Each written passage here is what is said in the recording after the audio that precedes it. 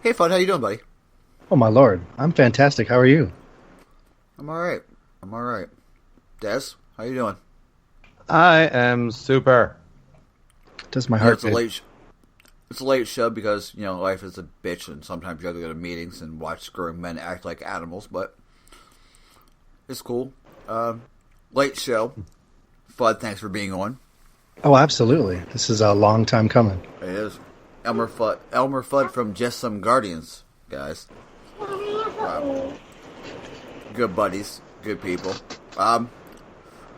Man, we got some Destiny stuff to talk about, right? Holy One, Jesus. one or two things. 1, 2, 9. It's that time of the year again where Bungie gives Game Informer all access for like a month, and then they come out with a crap ton of articles. Mm-hmm. Yeah, it's a good time to have your Game Informer subscription end like a month ago. Yeah. It's like, dang it. What have I done? I just needed one more month. The best thing is, I sent Des the article of, hey, look at all the Barons' names and rundown, and Des goes, oh yeah, I give you all I give you all the supers, and I'm like, when did that come to the party? So where to start? Let's start at the very beginning. At first there was the Traveler, and he made light. No. Oh, you mean the beginning? What article? Pick, man. No, I liked where you were going. Go ahead and give a pick. Which one would you like to talk about first? If I'm going to be honest with you, I've not had a chance to look at the article because my Game Informer ended. Oh. All I know is there's a crap ton of stuff in there, and I'm along for the ride. Yeah, I have not read the actual Game Informer article itself because I'm not a subscriber. But, of course, this being the age of the internet, certain information is available. At least, at the very least, the 8 barons. 8 barons? Yeah, 8. 9? 8, Yes. yeah. But yeah, the 8 barons are now detailed with their backstory and lore and why they're there in the first place, as well as who these barons even are. Which is very interesting. The fact that they were a pack of dregs cast out from the House of Exiles. Now, how do you get cast out from the House of Exiles? They're exiled exiles? I mean, essentially. It's kind of boggling. Man. So if you're an exile of an exile, would you be welcomed? Because 2 negatives? Equals a positive? Yeah. At some point, your business card is just too long, and you need to just stop. No, you have no idea. Indeed. Des, would you like me to take the Fanatic first? Take out what you want. All right. The Fanatic, which we've all seen, he's the one that has the Forsaken emblem for a head. I'm sure you've seen that picture. Oh, right? yeah. The tryhard. Yeah. Well, he has a name, the Fanatic, and he actually has an Elixir name, which is Fickrel. His aliases, because they have aliases in business card: the Fanatic, Fickrel, Master of the Souls, Fickrol, and the Shadow Priest. He, I mean, I don't know if you want me to read all the history. Do you want to do that, Des, or do you just want to do the names and stuff? Well, we can give a basic rundown. But yeah, Fickrul, Mr. Tryhard, is leader and former Archon priest. So, Dang. holy crap! How do you get busted down from Archon priest to drag? Right. Is amazing, to be honest. Oh, because he was docked. Yeah. Yeah. Dregs are docked. Yeah. And Vandals are dregs that have recently re-earned the right to grow their arms back. And then captains are bigger. And Archon's bigger. Wouldn't that be a fun society to live in? I'm All sorry, right. bud. You don't get these anymore. Oh, yeah. Super wicked. But yeah, former Archon priest. Well, okay. All right. The one reason he is cast out is because He's not down with the Traveler. He doesn't want it back. He doesn't need it back. He doesn't care about it. Oh, so he's dead orbit. Basically. Basically. Like that analogy. That's so good. But yeah, he's the reason they're all together, essentially. And he has wicked, like, I guess, powers and crap, because, you know, here's a lightning stick. Yeah. So he's going to be fun. Next up we have the Machinist. Elycris. Cool. The Machinist, Scourge of Solace, Descent, and Elycris the Bandit. It's also a female, FYI. Oh, really? Because I couldn't tell. And also one of the few of these barons that actually have all 4 arms. Unless actually... Kind of hard to tell from that image, but yeah, he does. So they seem to have undocked themselves. Yeah, this chick is basically... Well, she's the Machinist. She does gadgets and crap, apparently. Second in command. And that too. Expert in munitions, weapon crafting, and siege. Like I said. Jesus!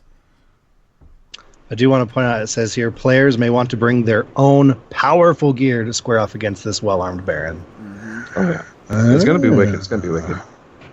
Also, interestingly, in this armor, or in this article, she glows yellow for some reason. Or, not yellow, but purple. Jesus, how did that get yellow? Anyway. Yeah, that's going to be... Unless she just, like, explodes. That's not her MO. From the looks of it, in that little article, I guess she'll go like turtle and launch rockets out of her back. I guess, yeah, that makes sense. Yeah, looking at that shell on her back, it looks like the what's that exotic rocket that's like handed together? Warcliffe coil. Yeah, that's kind of what her shell looks like. Yeah. Oh my god, that's frightening. I'm not gonna lie, this next one's my favorite. Off the jump, I just. Oh yeah, for sure. Is this guy? The Mindbender. Hinox, the Mindbender. Oh, go ahead and read it. Sounds awesome. I did send you the article as well. Go ahead. If I take Oh, did you? Yeah. I literally just Googled. I mean, I found the thing you linked because I know how to do things. No. Let's see here. I just barely got it. Perhaps the most fascinating of the barons. While he was a Dreg, Hinox descended into the Hellmouth on the moon, home to Crota and the Hive, and emerged a completely different entity. That is badass right there. Indeed. Holy crap. Essentially, this is a Fallen that pulled an Eris Morn. Mm-hmm. Ooh, that's a good way to put it. I like that. I mean, because that's what happened to Eris. She got trapped in the Hellmouth for who knows how long. I mean, and this lowly Dreg... So I wonder what's down here. Oh, shit. Exactly. It's like, oh my god. He's created his own throne world, it says. Good lord. Exactly. He has actually learned enough to make a throne world, so which is... He's ascended. Yeah, he is actually, for a Fallen, he is a Hive Ascendant. Oh my god. Which makes him more immortal than any of them, to be honest. Yeah. Does anybody else want Forsaken right now? Yeah, seriously. I know, right? There's still so much I want to do in Warmind, but like the more I read, I'm like, I want this stuff now. No, I know, this is ridiculousness. Mm-hmm. It pretty much all goes downhill from here, though. Yeah. Yeah, you don't get much better than the Mindbender. I know, right? Next up, we have Araskis the Trickster. A bunch of titles, but as the lore implies, they may not actually matter, because part of her plan is creating fake titles. That way she has a name to precede herself. Oh, cool. Yeah, she apparently... I mean... video shows her health bar going down. She is apparently not a fighter. But will be somewhat similar to the what's his face? The one strike that they removed. Oh yeah. Oh, I was scared you were going to say that. No. Yeah. Invisibility is kind of her MO, and she leaves explosives behind, apparently, or trickery. But yeah, trust me, that health bar is moving down way faster than his ever did. Okay, good. Yeah, that's. I don't know what they're hitting her with, but by God, are they nuking her? This may be like the least satisfying fight. She might be the first we track down, to be honest. Hopefully we show up and it actually turns out to be way better than Mr. Strike Boss. And we actually go, oh, this mechanic can work. I like this. Indeed. I think that's everyone's hope. Yeah. She's probably the first. We can just be honest. Probably. That's what I'm thinking. Because, like I said, that health bar is going down way fast. Like, holy Christ. Then we have Rexus Vaughn, the Hangman. He looks amazing. One of the coolest names, the Godslayer. The coolest alias, the Godslayer. Yeah, he does look pretty incredible. He has a penchant for torturing servitors. Oh my God. This is the history in the article. A silent sadist known for his penchant for docking and tearing ether generators from the cores of servitors with his bare hands. His obsession with torturing servitors is unprecedented in the history of the Elixir. Yeah. Okay. Yeah. I don't want to be in a room with this guy. He's literally Leatherface. Yeah, that's a good way to put it. It's another one that's basically like denouncing of the Traveler, like hardcore, to the fact that, yeah, he tortures servitors, which are made in the Traveler's image. I swear to God, and I know this is how they're going to do it. If fighting him is like that strike in D1 where you fall in the pit on the on the dreadnought, and then he just comes out of the darkness like that. Like, I swear to God, if we have to walk in this giant room and he just appears like out of the darkness, I'm good. Thanks. Bye. A la Cool is who you're thinking of. A la Cool, that's right. Yeah. Oh my God. Remember the first time doing that one? Jesus. Yeah, and also interesting, this is one of the few Barons that has an alignment of Enemy of the Light.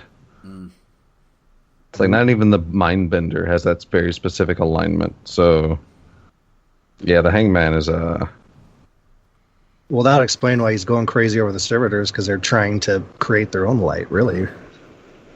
So, going all out for... Oh, my God. So, he's going to hate us. Awesome. Oh, yeah, he's going to absolutely... Yeah. It actually, from the article, looks like he's the only one with an alignment listed. That's what I said. Yeah. Awkward. Sorry, I'm watching the videos, getting super excited for this. I apologize. All right. Next up, we probably have the second coolest person in the entire thing. Canix, the Mad Bomber. Oh. Why one of his aliases is Canix Two Fingers? Oh wait, bombs. Gotcha. All right. I understand now. It took me a hot second. I was going to say, think about what you just said. Yeah, exactly. It's like I read that. It's like, now what? That's oddly specific. Oh wait, bombs. Yeah, it's probably missing a few fingers. Gotcha. How'd you get really good at bombs? Trial and error. Exactly. And that is his shtick. He is good at bombs and like missiles. And he literally says here, it seemingly brought Junkrat from Overwatch to the Destiny universe. Yeah. Oh wow, he even has mechanical leg. Holy crap. Yep. That's what I was. Wow. Yeah. That is hilarious. Are one of his arms also mechanical? Does he speak with an Aussie accent? Actually, he is missing... Wait, hang on.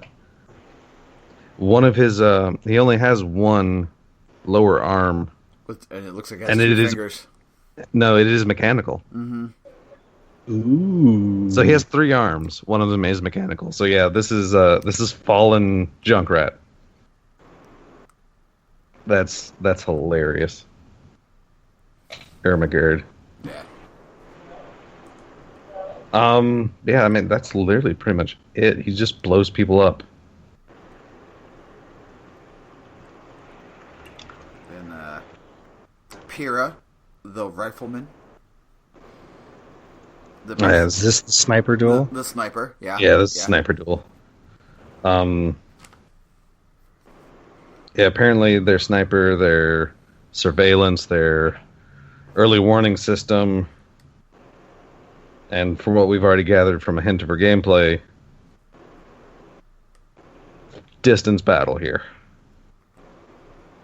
Which it looks like the arena that you fight her on is ginormous. It about looks like freaking First Light. Yeah. It's like, that is a huge freaking arena. I don't know if this is just the article saying things or if it wasn't Game Informer, but it says she was likely the one who shot Cade's ghost in the reveal trailer. What? Wait, yeah. Oh, yeah, because she actually has a penchant for shooting Guardian's ghosts. Really? Yeah. So, okay. Yep, she's dead. Bye-bye, Birdie. Hang on. It's somewhere around here.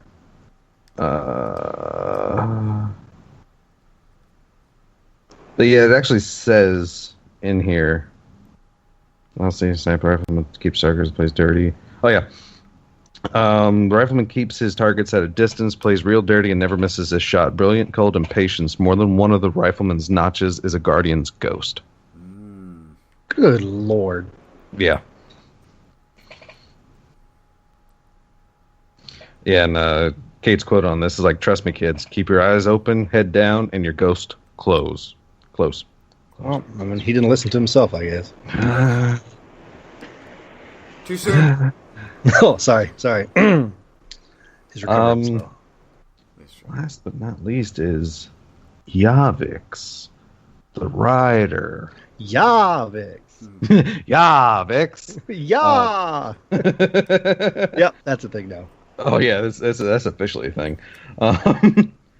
Another female in the Barons. She's got pike gangs, and a really wicked-looking pike. Every Western needs a good horse chase. I know, right? This.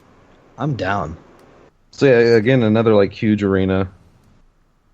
And from the looks of this article, it's going to be a pike on pike battle. I like me some pike on pike action. That's for sure. Yeah, giggity. The only pike I like is Ashley Johnson. Ooh, there's a Critical Role reference. Hot. Ticker 1. I'll keep track. Thank you.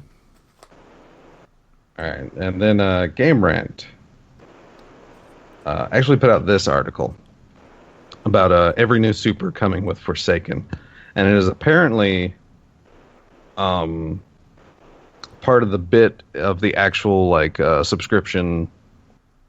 Like this is part of that in-game Game Informer subscription, like access. But once again, thanks to the magic of information in the internet, plagiarism is a distant thought.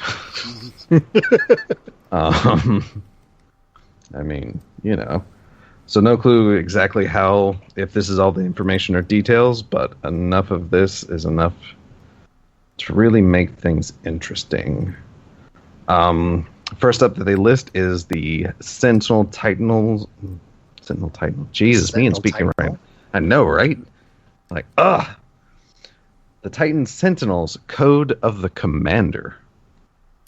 Apparently, melees cause explosions, and all void ability damage also attaches a void detonator. Any subsequent damage causes the detonator to go off and attach detonators to enemies caught in the explosion. Chain reaction much? Your grenade energy will be partially recharged for you and nearby allies when detonators trigger. Good lord. Talk about like 4th of July. Oh, boy. Like, sweet Christ. And the Purple super, rain. which we finally hear about now, is Banner Shield. Which it is apparently can be used as normal Sentinel offense. But holding guard will create a barrier wall of light that absorbs enemy attacks but allows ally attacks to pass through. So Ooh. A wall of light. I'm excited to see what that looks like. I know, right? You will, and buddy. Also, I'm putting money down. That's right, Mr. Buster. Yeah, I'm putting money down on an exotic that gives you kind of like a weapons of light effect when you shoot through the wall. I'm going to go ahead and call that because that's amazing. That's just too easy, right? I know. That's just too easy. I have a game boner. I have just a straight up boner. Yeah. What was that? Then we have the Titan Sunbreakers Code of the Devastator. Can I take this one, please? Do it. Oh my god. Because, ladies and gentlemen, Sunbreaker is the greatest thing to exist in the history of the universe. All right, ladies and gentlemen? I want you to remember that. I mean, you know. Shh. There's no arguing this, all right?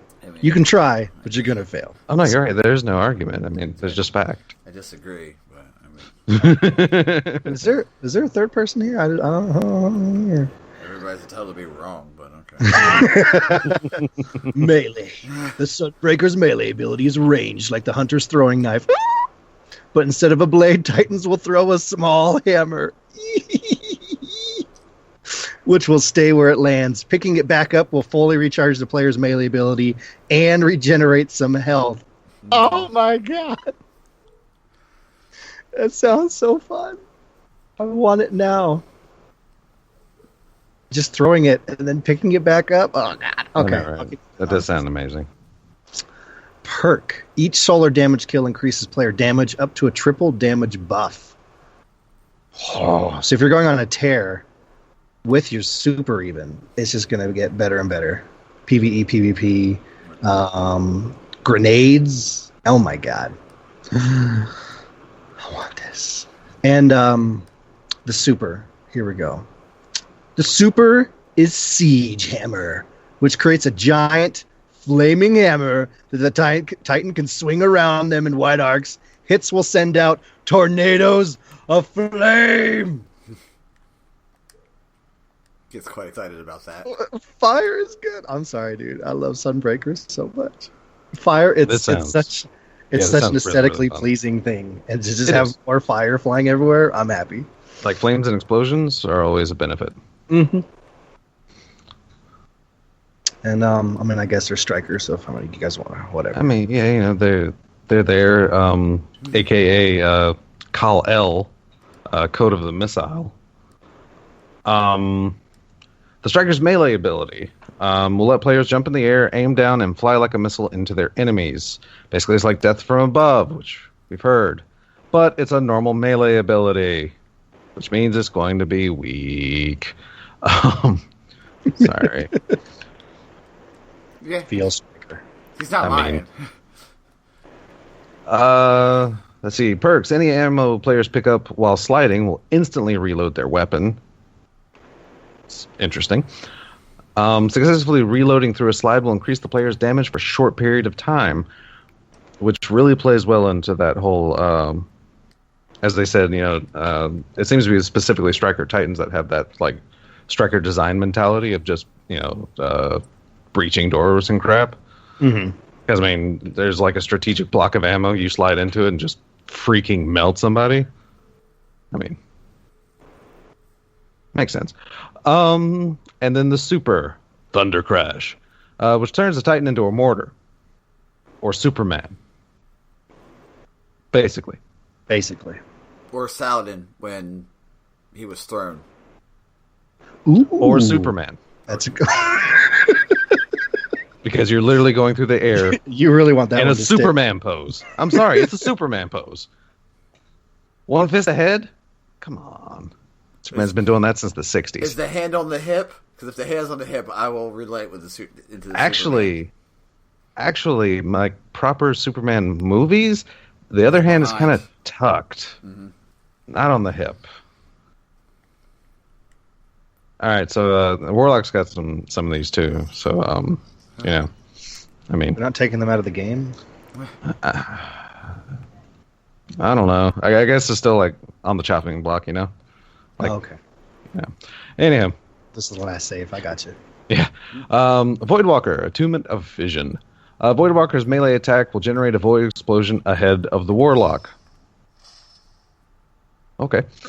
Grenade. Holding the grenade button will eat the grenade and cause an explosion in the vicinity of the warlock. So it gives you gas. Or racist comments here. Anyhow, I'm giving people the opportunity to think it. Okay. You're welcome. Do you want to give them a couple of seconds pause so they can say them out loud to themselves? Insert joke here. Yeah, pretty much. Void ability kills will restore ability, energy, and health. So, always hunger? Basically. Yeah. Because you should, yeah. That's... Wow. And the super is Nova Warp, which lets players use a few short-range teleports. Few, sure. Before generating an explosion around themselves. Few? That one actually looks amazing. I'm not going to lie. And it makes me sad. I know, right? I mean, it kind of like... Because Stormcaller also looks, like I said, one hit and key beam. It's like, holy crap. That's a 2-minute control. That anime teleport everywhere and then explode? Right? It's like, holy crap. I'm tempted. Everyone else is freaking out about the teleport, and I'm going, but you blow up at the end. Exactly. But what about the blowing up? Teleport's all well and good, but you literally final flash it. Explosions! Let's see, Stormcaller's melee ability fires out an orb of electricity that soon explodes, sending a lightning bolt into the ground. So, Stormcallers are joining the ranks of having a grenade for a melee. Thanks for catching up to the Night Stalkers. Second place. Let's see, perk. Killing things with arc damage occasionally leaves behind ionic traces. Each time players collect an ionic trace, they'll regain some ability energy. Because who doesn't like playing Mega Man or Destiny, right? And the super is Chaos Reach, which sends out a beam of damaging energy. It's possible to shut off the beam before using your entire super bar. Now that is crazy. So it's a... So you get go ahead. No, go ahead. I was okay. I was just so you could like shoot one direction, kill a couple things, stop it, 180 turn, wham, hit him again. But you might need to refill it to use it again, maybe. Possibly. That might be like the hitch. Okay. But that'd be crazy if you could, pause it and then point another direction and go again. I know, yeah, that would be Ermagerd. But yeah, I think like that might be the hitch I can think of is you can like stop it and save some super energy, but you might need to be full of super again before you can pop it. Oh, I see what you're saying now. Yeah. Oh. Like I said, that's kind of what I'm hoping, because otherwise that's going to be dumb. Well, it is a warlock, so. Touche, but... What were you going to say, Buster? Oh, I was going to say that just sounds interestingly weird with the turning it off and starting again. But yeah, it's probably like one of those things like, okay, I'm just going to waste this anyway, so I might as well turn it off. Perhaps? I don't know. I mean, it's very, very interesting. Dawnblade, a 2-minute grace. Dawnblade's melee ability burns enemies and buffs allies. This is presumably a similar buff to standing in an empowering rift. And holding the grenade button for an extended time turns it into a blessing instead, which can be launched to heal allies and drop overshield orbs. Up to what?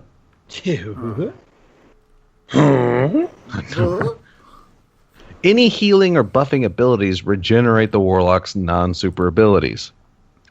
Congratulations, everyone. We actually have an official healer in Destiny. What? It's happened. It's happened. Let's just put a little gorilla golf clap here. The super is Well of Radiance, in which the Guardian sticks their sword into the ground, and from what we've heard will cause an AoE damage, to create a rift that both heals and buffs allies. It is the super rift. Mega rift. I love it. Ultra rift. Ultra. Yeah,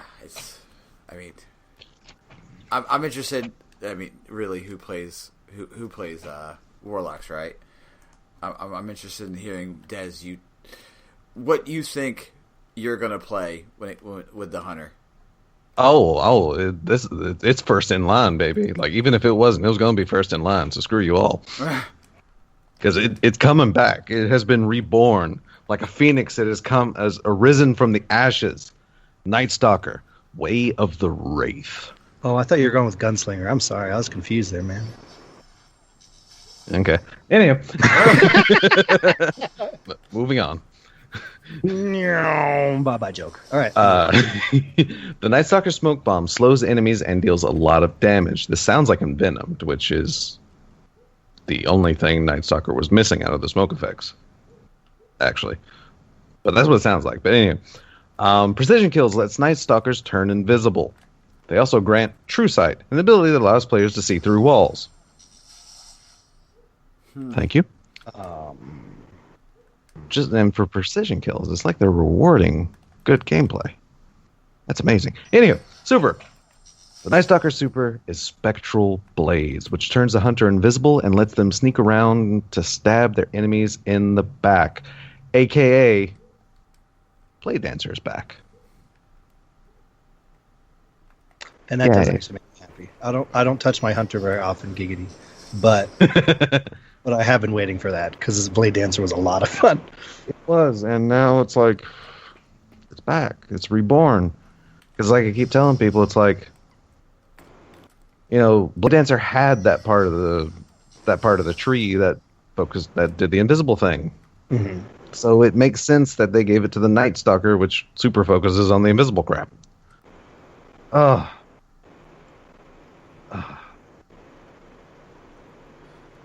Next up we have. I'm fine. Okay. I'm just asking. Just asking. I need a moment. Don't touch me. Moment of silence. Blaster, blow in his ear. Is that how you do it? All right. Gunslinger, Way of 1,000 Cuts, which is actually an amazing name. Melee. The Gunslinger's melee ability throws out a fan of knives instead of just a single blade. The spread shot will also light enemies on fire. Because this one's interesting. Why not? Right? Right. Perk. Killing enemies who are on fire recharges the hunter melee ability.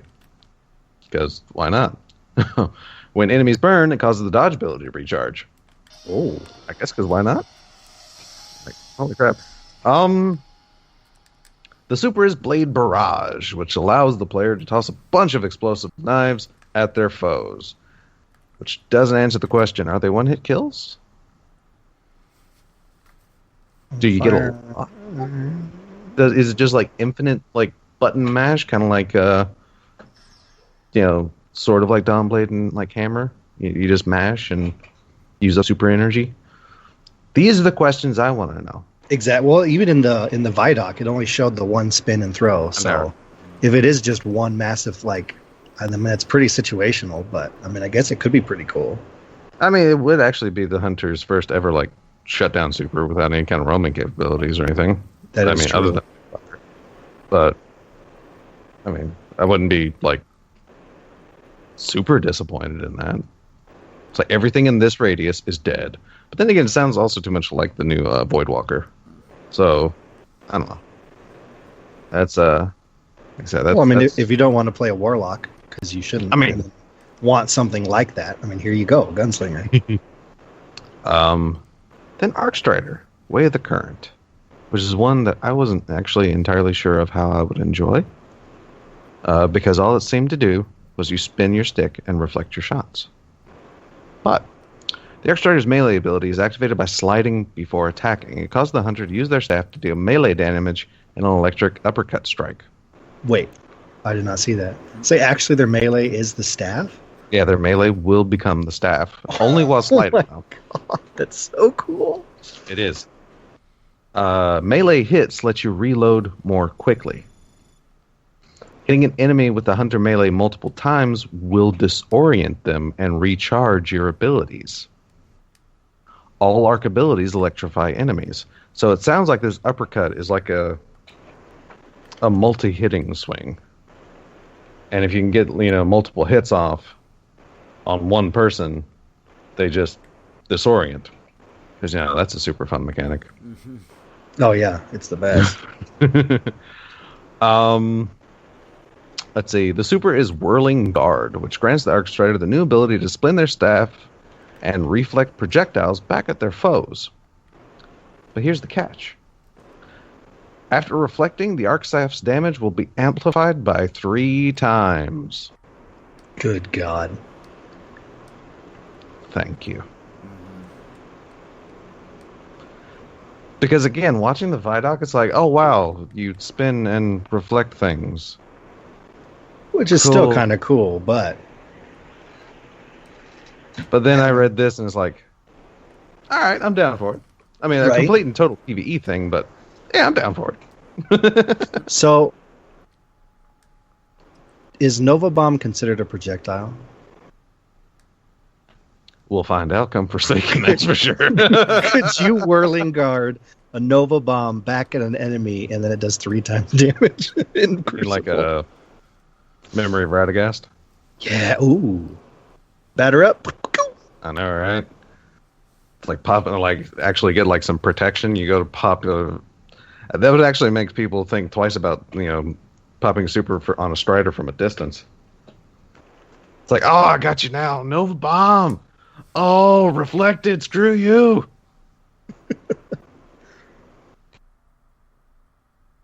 Oh, but then my hammers would be projectiles. I don't like this at all. It's like I changed my mind. Never mind. Your hammers would be projectiles. The shield throw would be projectiles. Oh, no. If I'm using the new Sunbreaker, though, it's not a projectile because this is a giant siege hammer. So I'm good. Do what you want. It's cool. Type of guy takes this ball and goes home, huh? Basically. I dig it. I'm out of here. See you guys later. Alright, so... Oh, hey, Future Oracle won the faction rallies. Yeah. Yes! Wow! So, over, under, or... I mean, honestly, this was like a really hard-fought thing, too. Like, people actually went off because... It's like, I mean, Dead Orbit grind. It's like, no wonder freaking Dead Orbit gets close. Like, if you want to get those ornaments, you're in for a hefty grind. Like, that's a lot of just, like, forced tokens just for grinding out Dead Orbit ornaments. And Future Oracle was almost tied for the least amount of, like, pledged players. And still pulled out the win. Yeah, least pledged, most handed in. That's the way Future Oracle does. It's like, it really pushed. I mean, it's amazing. Like, the fact that you could definitely tell, like, community finally came in, it's like, you know what? Let's do this thing. We could, I mean, it's about time they win. They haven't won ever. I know, I'm sorry, Fudd. I apologize. Something just came up, guys. I'm sorry. I know the first cut's the deepest. I apologize. Oh, I mean, you say that, but also New Monarchy is actually still possibly not going to win this season. Yeah. Because, again, fewest participation, fewest package turn-ins, New Monarchy. This makes the second faction rally in a row. They're not even close. Well, I hate to say it, but their like ornaments and stuff this season are kind of goofy looking. Yeah. They look like Grandma's couch. Yeah, vaguely Paisley. I'll give you that. Okay. Yeah. I mean, Grandma, where'd you get this couch? Honey, that couch is older than you are. I got it back in 1943. It was hand knitted by your auntie. Oh, God. Where'd you get this couch? A lot of grinding. So yeah, Game Informer. Surprise! The TWAB talks about the Game Informer articles. Woo! They are the also one probably the only bit of like important information out of this TWAB. Beyond faction rallies. Prestige raid layers are being released on a staggered schedule now. Yes. Because a lot of the community was wondering about like a world's first run. Bungie staggering them out to give those people a proper opportunity. So Eater of Worlds Prestige will be coming out, or is scheduled to come out 1 hour after Forsaken. So I hope you have at least half decent internet. Yep. I mean, rip everyone's bandwidth and connection. Oh Amen. yeah. Well, I like how they said we did that so that people would have time to install. You're like, well, not all of us You're right. are at the Bungie studios with your internet, okay? What 20, 30 gig? Like that, it'd be close for me. I'll just go plug into NASA for No, right. And then Spires of Stars will be released on the following day, 10 a.m. PDT. And that's it. There you go. Rip everybody for about a week. Right. Yeah. Oh yeah, and this weekend is double Valor. No, 3 times Valor. 3 times Valor. It is noticeable. Mm-hmm. Crap. I forgot all about it, and I was in there last night and won a match and just watched that circle just. But I was like, "What is even happening right now?" And it's mayhem. Which, yeah, Yes. I guess like in the long run, like this is something that can create those population spikes. Like bringing in the ranks means they can bring in these extra incentive days or weekends, not days. Which I don't know about y'all, but my weekend is one really long day. Yeah. Because my sleeping schedule gets thrown all out of whack. I was up at like 5 a.m. Working nights, man. Working nights. But yeah, we'll be lasting until this reset, so people will have some time. But yeah, 3 times Valor, yay! Like I said, now we get these population spikes that people that want to see the big numbers rising, because COD's done it for what, a decade? Mm-hmm. Yep. Double prestige weekend, woo! Get in here, soldier. I know. Double Prestige Weekend used to be the shit back in the day. Let's not lie. Yeah. No. And it's the shit right now. It is amazing. Especially with Mayhem going, because those matches go so fast. Mm-hmm. Yeah, indeed. And also, apparently released 5 hours ago from the time of this recording, Bungie Day 2018. Because guess what? We're recording on Bungie Day. Ha! Planned. I mean, sort of. Luck that it fell on Bungie Day. I mean, Pretty sure Bungie Day was designed around your guys' podcast. Yeah, we can say that. No. We can't let people know we're getting Bungie money. We can't let people know that. Listen, I'm just saying, you sent me the show notes, and there was a link to the doc, and I saw it all. It's like, that's supposed to be private. I mean, now we're going to have to slap you with an NDA. It's like... I know. Dude, these guys are making some money from Bungie, okay? Listen, I saw the receipts. Buster was able to buy a Reese's cup yesterday. That's what they're rocking right now. One of them big boys, too. One of them big Reese cups. With the Reese's Pieces inside. Low-key, I find those to be incredibly redundant and very lackluster. Oh, all right. Listen. Hot take. We're gonna stop right here. I'm sorry. It's just... Are you telling me that a giant Reese's cup filled with peanut butter and also filled with Reese's Pieces doesn't do it for you? Well, you see, here's the thing, though. Because all it tastes like... Because in theory, that sounds amazing. But then I tried one, and all it tastes like is a Reese cup with candy shells crunched in it. Which is still amazing. I'm trying to see your point. I mean, I'm not saying it's bad. I'm just saying... But you and I just had the same reaction. Like, It's not the amazingness. It's not the amazingness I thought it would be. And yes, I was disappointed. Are you doing it in one big bite? Or are you having it? I have a big mouth.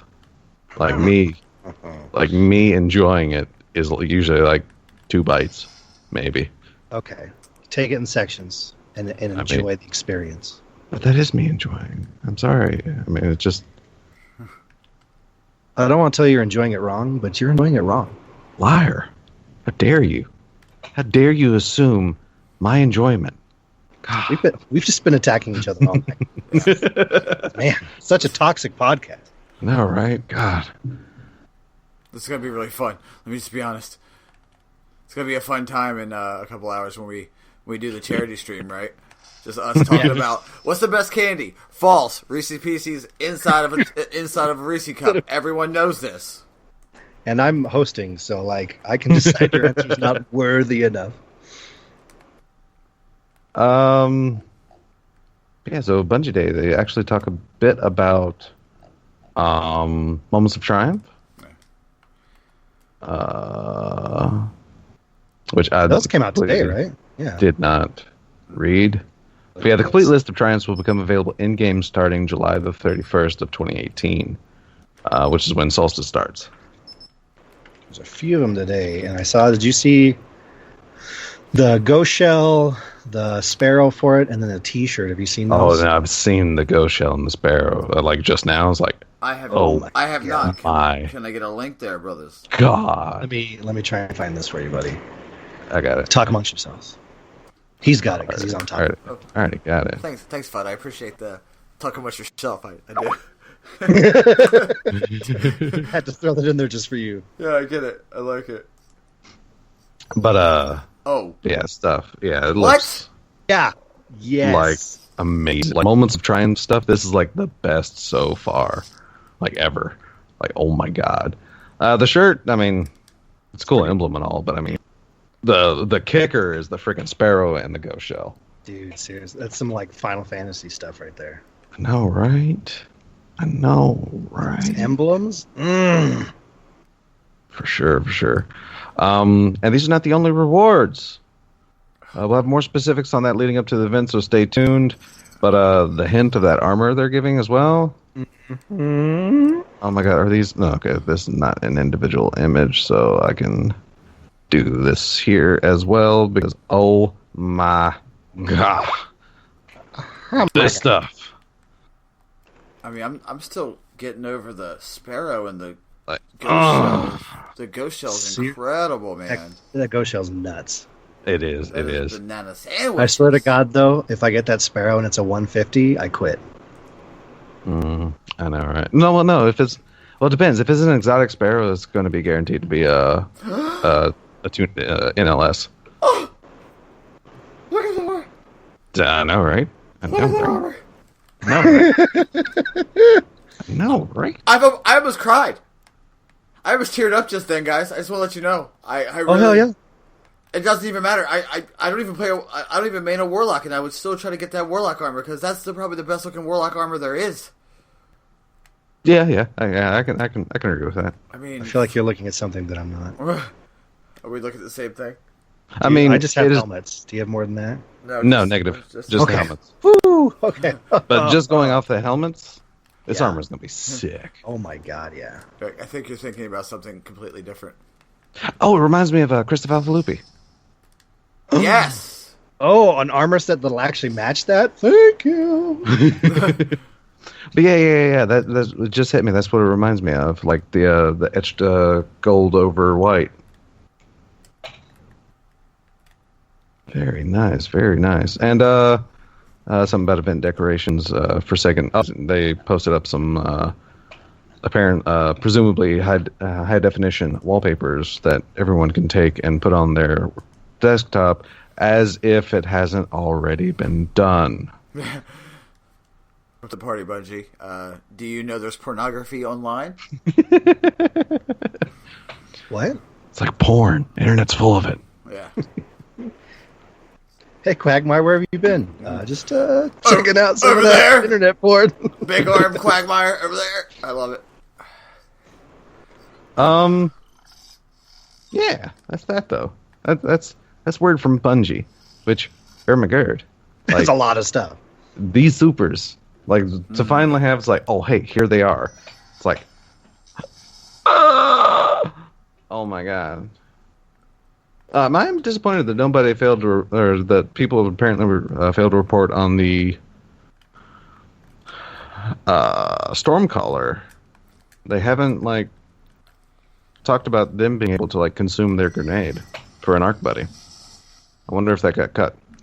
Oh, interesting. Which, I mean, it's possible if it got cut. Because content happens all the time. I know, right? I mean, it's a warlock, so whatever. Because that's, I mean, then when they revealed Stormcaller, for the Taken King event, they originally had lightning nades. That's right. Oh my god, I forgot about that. Yeah. which that would have been a nightmare. Oh my god. Jeez. Early Stormcaller with lightning nades? Like, map you with a melee and like the most effective grenades in D1? Exactly. Like, oh Jesus. my god. That would have been too much. Yeah, like I said, I cannot wait for the return of Blade Dancer, though. Spectral Blades, give them to me. Like, oh my god. Like, I've already, of course, seen, a lot of people's, like, montage clips from the Gambit, of course, with, like, Spectral Blades. It's like, oh, it looks so much like Blade Dancer. If you don't have a loadout with that super where you're only using a sword and bows, I'm going to be very upset. I know, right? Straight Deathstroke. What got me is the path of the commander. Oh god. Oh, I could tag you with explosives and still get. You can shoot through my shield and guarantee you that weird skull. That weird skull looking exotic. That's probably the one that gives you weapons of light. I mean, possible. We'll find out. But like I said, that's just an easy call, and I will. Honestly, even though I'm calling it like as if it's going to happen, I will be disappointed in Bungie if they don't. I mean, yes, low hanging fruit, but sometimes it works. Sometimes the low hanging fruit is the tastiest one. I mean, that's going to be. I mean, that's actually. I mean, that can almost trivialize Argos. Oh, I mean, assuming you still do Argos when Forsaken drops, like if he actually still drops things that.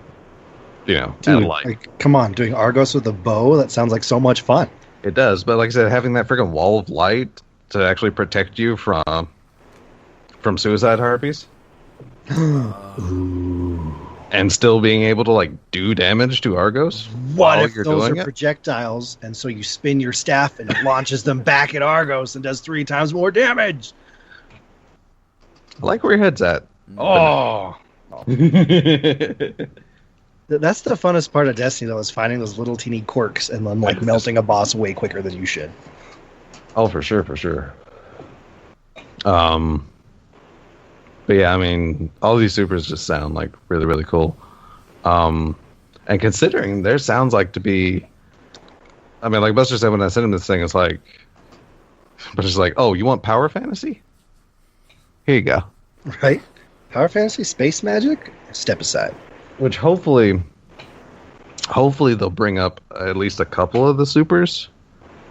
Because like I said, all of these supers just sound like power fantasy and damage heaviness, which, I mean, most other supers will be able to hang with it. Like Golden Gun's like decent damage. Sentinel's amazing freaking damage somehow. Strider, crap like that. They do pretty good damage. But I'm looking at you, Warlocks. Dawnblade is not incredible damage. Like, I could be wrong. Like, numbers may, but it just doesn't feel like incredible damage. And neither does Stormcaller. It's like, why even use it on a boss? Because, I mean, yeah, you see it tick away, but it's like, oh my god. Oh my god. It's like waiting for something to download. It's like, tick, tick, tick, tick. Little itty, the smallest of pixels, like shaving off. I'm done now. Tick. Tick. Yeah, that's true. I mean, is it time yet? Is Forsaken out yet? It's close enough. Can I have it? What, 60 days? Less than? Yeah, I guess. Yeah. I think so. Because I think the last time I heard, like, I may have seen it on Ramshackle, or Shackle Shotgun, Ramshackle. That person that does the roundup. I know, right? It's like I get confused on to go by the actual @ or her Twitter name, because they're slightly different. Mm-hmm. But yeah, it might have been mentioned in one of the roundups, and the fact that crap. Now I lost my point. Dang it! I'm very disappointed in myself right now. I'm not. I'll never be disappointed in you. Oh. Unless we're talking about Reese's Peanut Butter Cups. Then you totally redeem yourself.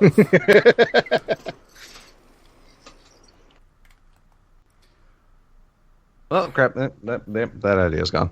But yeah, so No recovery. It's not happening. No recovery.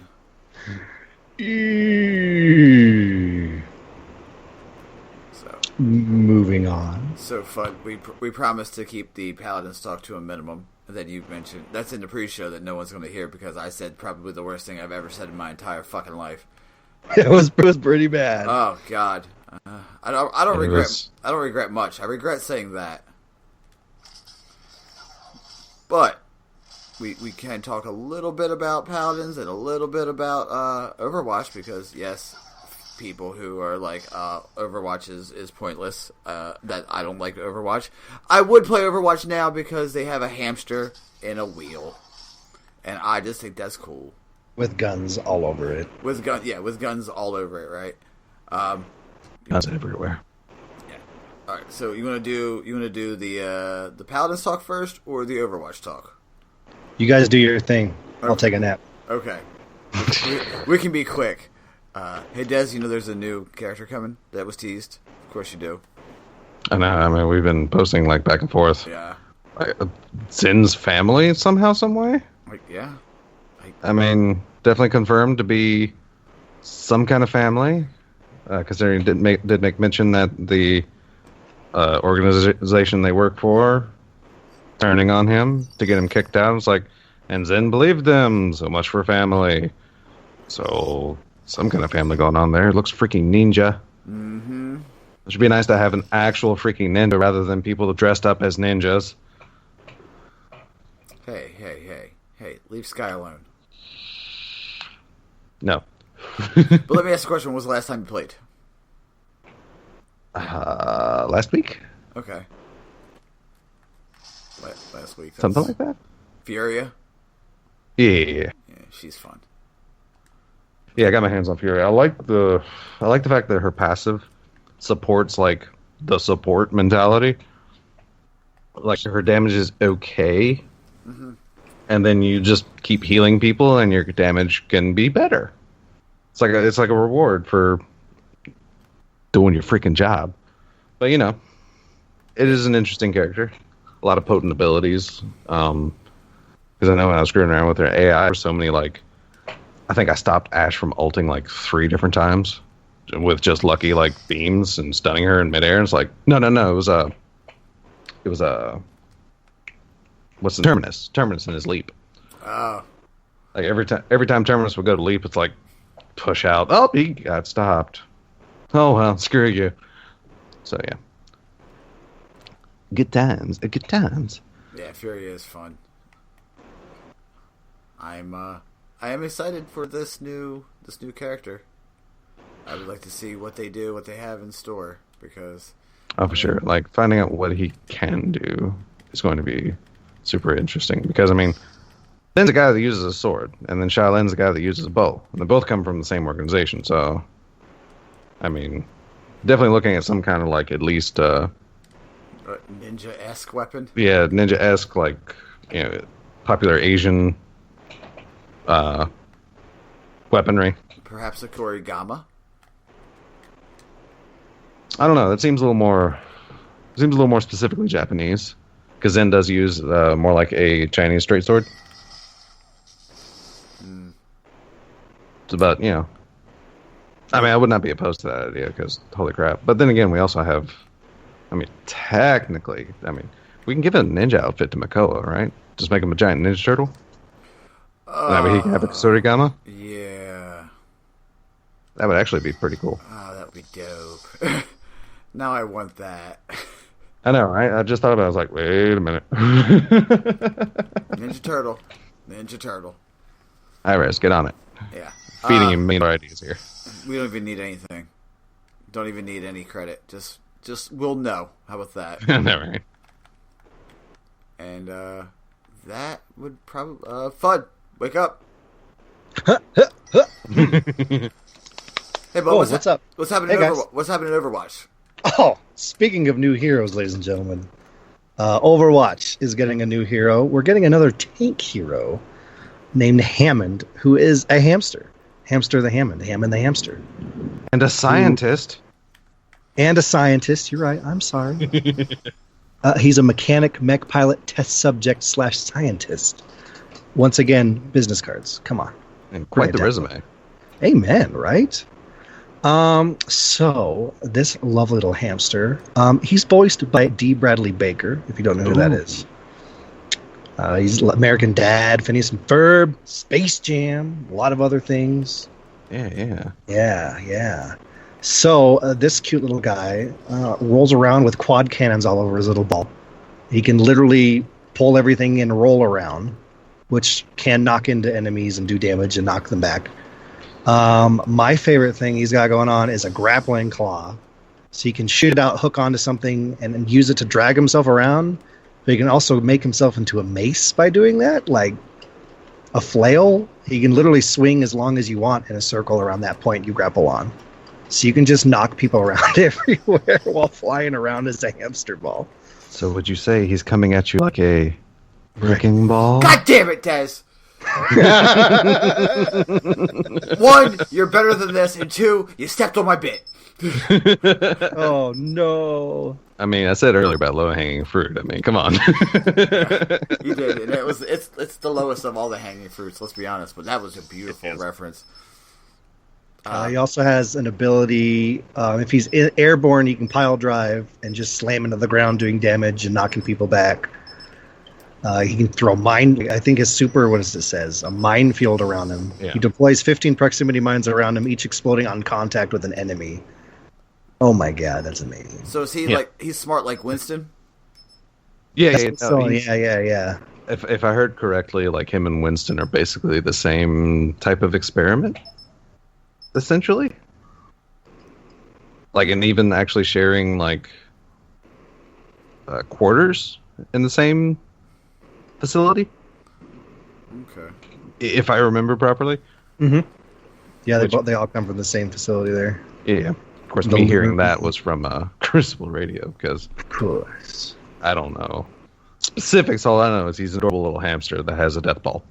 The only thing I want to say, because I just read this is amazing. You can actually cast the minefield ult while you're doing the grappling hook swing. Oh, Jesus. So you can be spinning through a group of enemies just launching a minefield everywhere. So that's all I wanted to say. Right. This looks amazing. Rolling around at the speed of sound. That was beautiful. Which, I mean, he's definitely, like, seeing him roll around, like, this thing I thought it was, like, Sonic, of course. But then seeing him do the pile driver, it's like, oh, come on, that's a Sonic thing. It's totally a Sonic thing. Oh, come on. Sonic doesn't have freaking grappling hooks and cannons all over him, though. He should. Well, Sonic could. That's a good point. Damn, that's good. Shut down. Damn it. My Sonic can. Yep. My Sonic OC can. Screw you. Hashtag not my Sonic. Not my OC. Oh, God. Oh, boy. Oh, Jesus. Speaking of complete and total ripoffs of characters, not really complete and total, there's a game on sale on PSN right now. I'm hijacking this segment. Go for it. Entirely. Because very few times has this happened to me. But a few months ago, a nifty game, Darksiders 2, the Definitive, get it, edition, was the free PS Plus game. And I didn't try it because, of course, it's the sequel, and I'm very kind of like picky about starting games in series. So I never really got into it. And then last Tuesday, I noticed, oh, hey, look, Darksiders the War Mastered Edition is on sale. It's 90% off. It went from $19.99 to $1.99. Got it. Tried it. Immediately lost 16 hours of my life. Oh, so Jurassic Park, yeah. Okay. To be an 8-year-old game, Darksiders is probably one of my top 5 games of all time. It is just amazing. It is an action adventure like hack and slash. So, but keep like these. It's hilarious because I read this apparently back when IGN used to actually review games. I'm sorry, did I say that? Shady. Damn.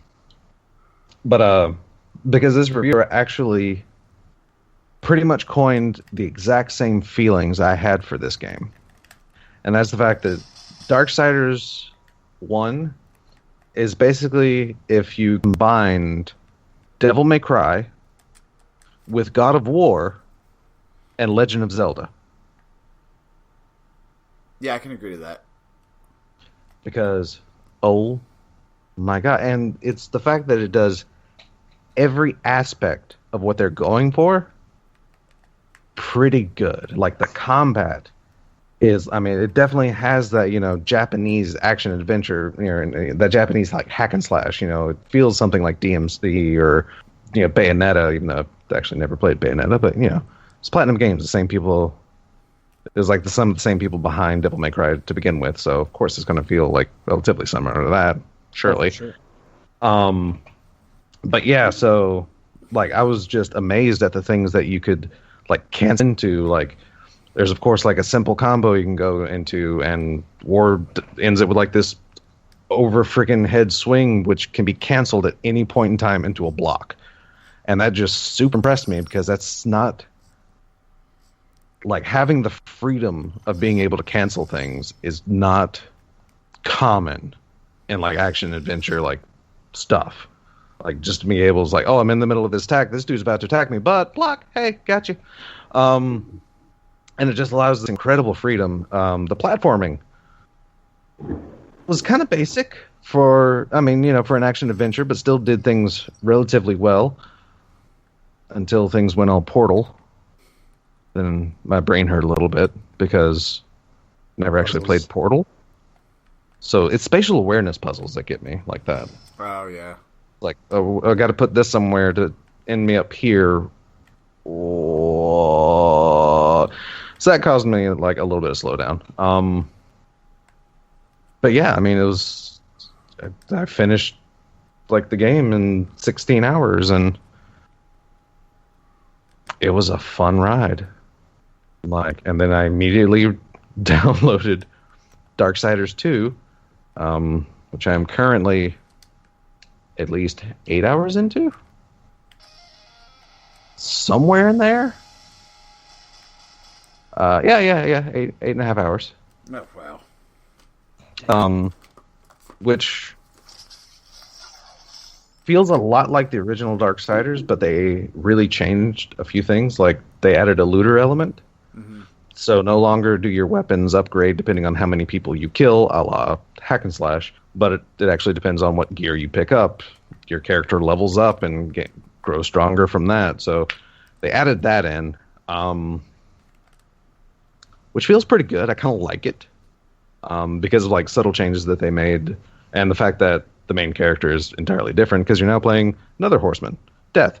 Oh, by the way, in Darksiders you play one of the 4 horsemen of the apocalypse. Forgot to mention that, which is amazing. That's sort of important. Mm-hmm. Yeah, it's kind of an important part because they're amazing characters. I love the characterizations. I love the way they play. I love the fact that each one, like each protagonist, feels different. It's like playing War and then hopping immediately into Darksiders 2 and playing Death. While it's hard to get like super unique, like I was telling my wife, I mean, when it comes to hack and slash, you're only mashing 2 buttons. You're mashing like 2 attack buttons to get combos going, and that's it. It's kind of hard to create like super diverse gameplay out of that. But everything else about these 2 characters is like night and day from one another. And it's really, really cool. And I never knew I wanted Darksiders 3 to be out until last week. Because now I want that game out. Like, now. And I've read up a bunch about it, and what is it? Gunfire Studios is behind Darksiders 3, which hilariously are that studio is developed or comprised mostly of Vigil's game employees that worked on the original Darksiders and Darksiders 2. So it's the original devs doing Darksiders 3. Dang. Oh, that's exciting. Yeah. So I want that. I super, super want that. And I was so sad that I didn't give this game a try back in PS3 because I've seen it several times. It's like, it looks interesting. War looks like a cool character, but yeah, I'll pass it up. And now that I played it, it's like, oh my god, what have I done? It's like this is a travesty. Travesty, sir. It's awful that I've skipped over this game. They're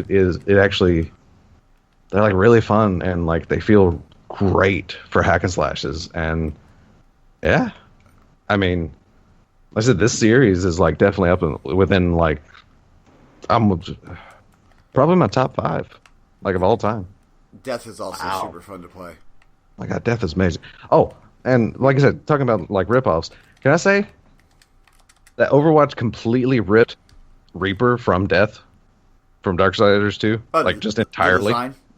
The design, the type of voice, the fact that Death has an ability that you can get called Death Blossom. I mean, I said, those don't sound alike at all. I don't know what you're talking about. I know, right? But yeah, I mean, the voice is similar. The mask design, similar. I mean, there's just so many aspects. I'm wondering if it's an homage or a ripoff because somebody couldn't think of an idea. I'm not judging. I understand. Ideas are hard. You wanted emo Dark Lord. One exists. Bite off the style a little bit. I get it. Like I said, no judgment zone. But it's totally a ripoff. I mean, totally. Totally. Yeah. I'll give you that one. Yeah, so that's been my week in gaming. I have not played Destiny since Tuesday.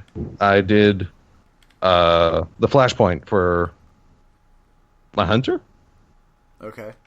And that's it. Well, you did a little something.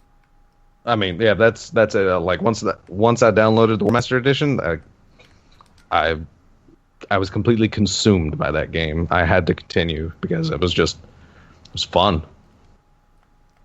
Fudd, what have you been playing recently? Well, just to get Destiny out of the way, I hit 380 this week, and that was whoa, right. I did not think that would happen anytime soon. I was like, oh hey, look, I made it! Nice. Yay, go me! But actually, recently, did you guys ever play a game called Mount and Blade? No, but I watched you play it yesterday. Mount and Blade. That sounds familiar. It's basically the cover. It looks like it's basically just Aragorn on the cover. But so I think it came out in 2008. Oh yeah, I've seen this. Yeah, around. I've seen it around. Huge game, where you can just play however you want to get as far as you want in this world. There's kingdoms you can join.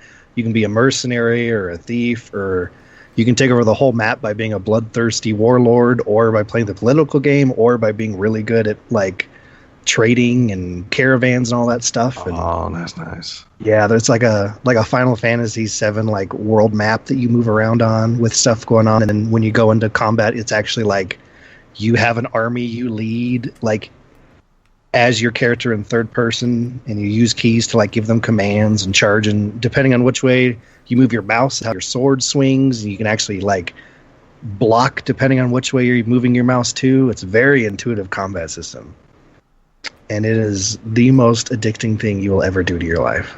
Nice. And it's also on sale on Steam. I just want to tell you that. You should go buy it. And then the only other thing I've been playing, during that stream yesterday that Buster was in, I had some insane technical difficulties, and I couldn't get any game to work with OBS, except one at the bottom of my Steam list that I had installed for my nephew when he was in town. Which was Sonic and All-Stars Team Racing. I don't know if you guys ever touched that. Yeah. And so I opened that for the first time in ever, and I had an amazing time. That was so much fun. I've heard that's actually not a bad racer. It's amazing. Well, it's Mario Kart, but it's like Steam and Sega titles, like all the map designs.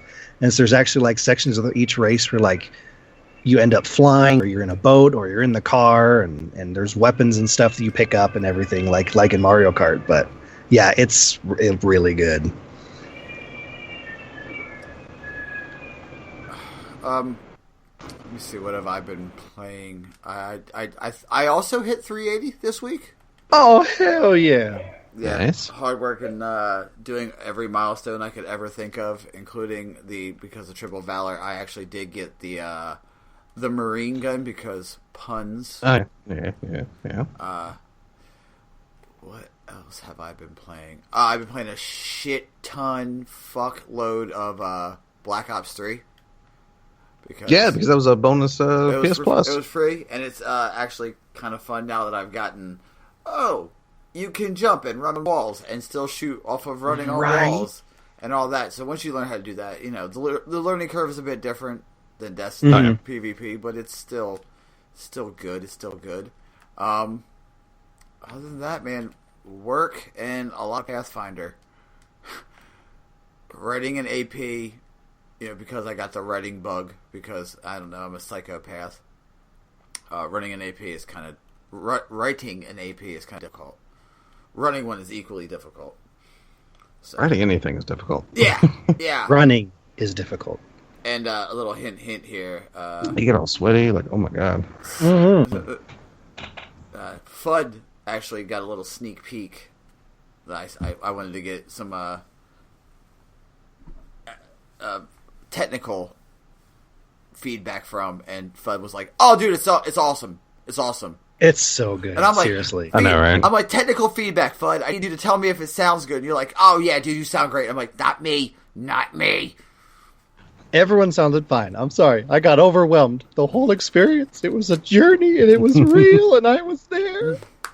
Yeah, so that's what I've been up to, and work. A lot of work. Too much work.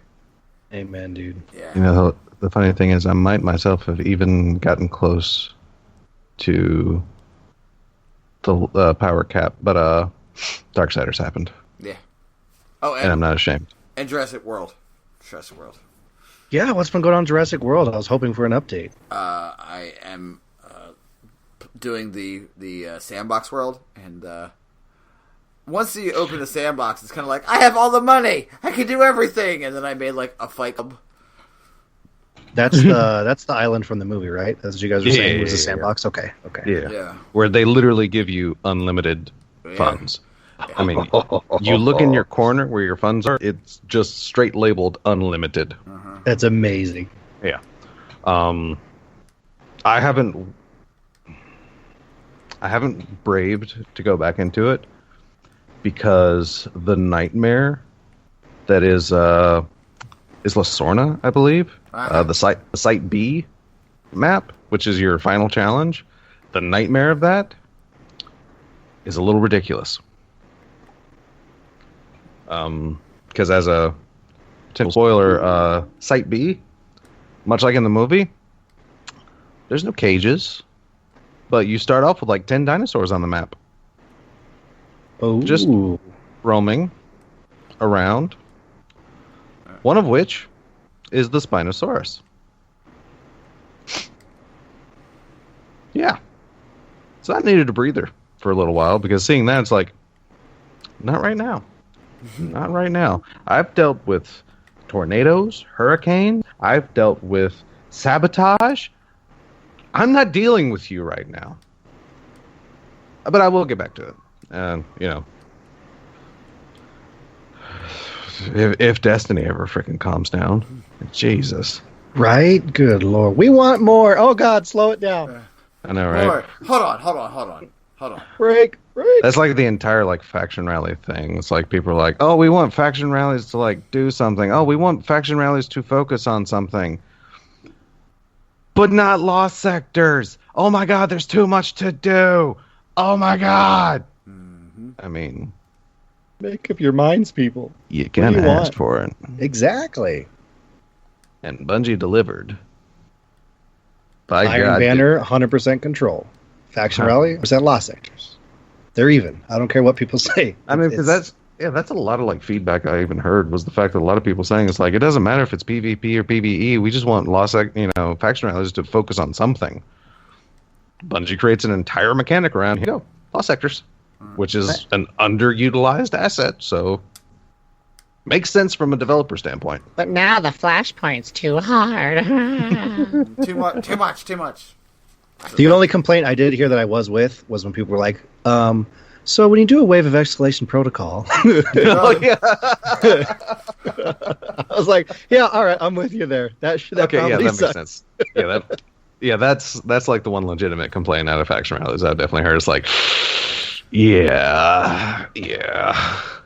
Hey, if you're someone out there who beat escalation protocol during faction rally, bravo. Yeah, if you have renown on you and you beat escalation protocol, oh my god. Just to say, in Black Ops 3, I found Tempest, and Tempest has a fusion rifle, and I'm like, oh yeah, I'm home. And thanks to Black Ops 3 being the bonus PS Plus, I can no longer say I don't own a Call of Duty. Because technically I do. We're going to have to play sometime, because I picked it up too, and it was free. Yeah, so I mean, I have it. And can I say, I haven't touched zombies in a long time, and I went into that one, and I was like, what is even going on here? Yeah, that's actually the thing I'm most interested in playing, because I've, like, no matter what, the most, like, fun I hear people having in COD is zombies, like, regardless of the title. It's pretty good, but it is way in depth. Oh, yeah, no doubt. I booted up, and I tried, what was it called? It's some, like, arcade parody. I think they called it Death Ops. I don't know. It was like some kind of top-down, like. Oh yeah. Like yeah, it was like really weird, and that hooked me in for about 30 minutes and to an hour. It's pretty fun. It's just not what I was expecting when I clicked into it. It's like, what? Why am I trying to fight? Why am I trying to fight a silverback gorilla? Is it kind of like it's like top down? You said so. It's yeah. Okay. I mean, it's kind of like certain modes in like Contra, and then classic shmups like Raiden and. There's not enough top-down games with guns. I mean, there were a bunch of them. Oh, I know, but we need way more back when. Now. I mean, it's kind of one of those genres that died out with the death of arcades, which is like super, super sad. First arcades, and now Toys R Us. I really don't care about Toys R Us. Jesus. Wow. Dude. Wow. Good Lord. I don't like Reese's Cups. I don't like Toys R Us. Hey, don't twist my words. I never mentioned I don't like Reese's Cups, because Reese's Cups are my favorite thing. I think you just hate good memories. Well, the best memories were in an arcade. It's true. Freaking burning quarters and House of the Dead and getting good enough to where I couldn't play House of the Dead anymore because I always went back home with a pocket full of tokens.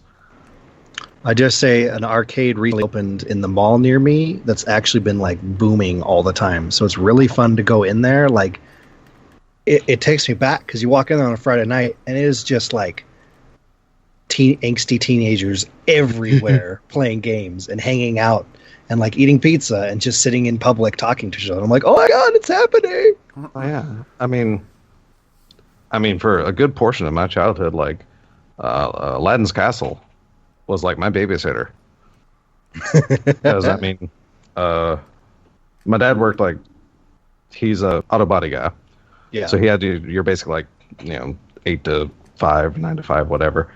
My mom was a server, and neither of them really got off in time.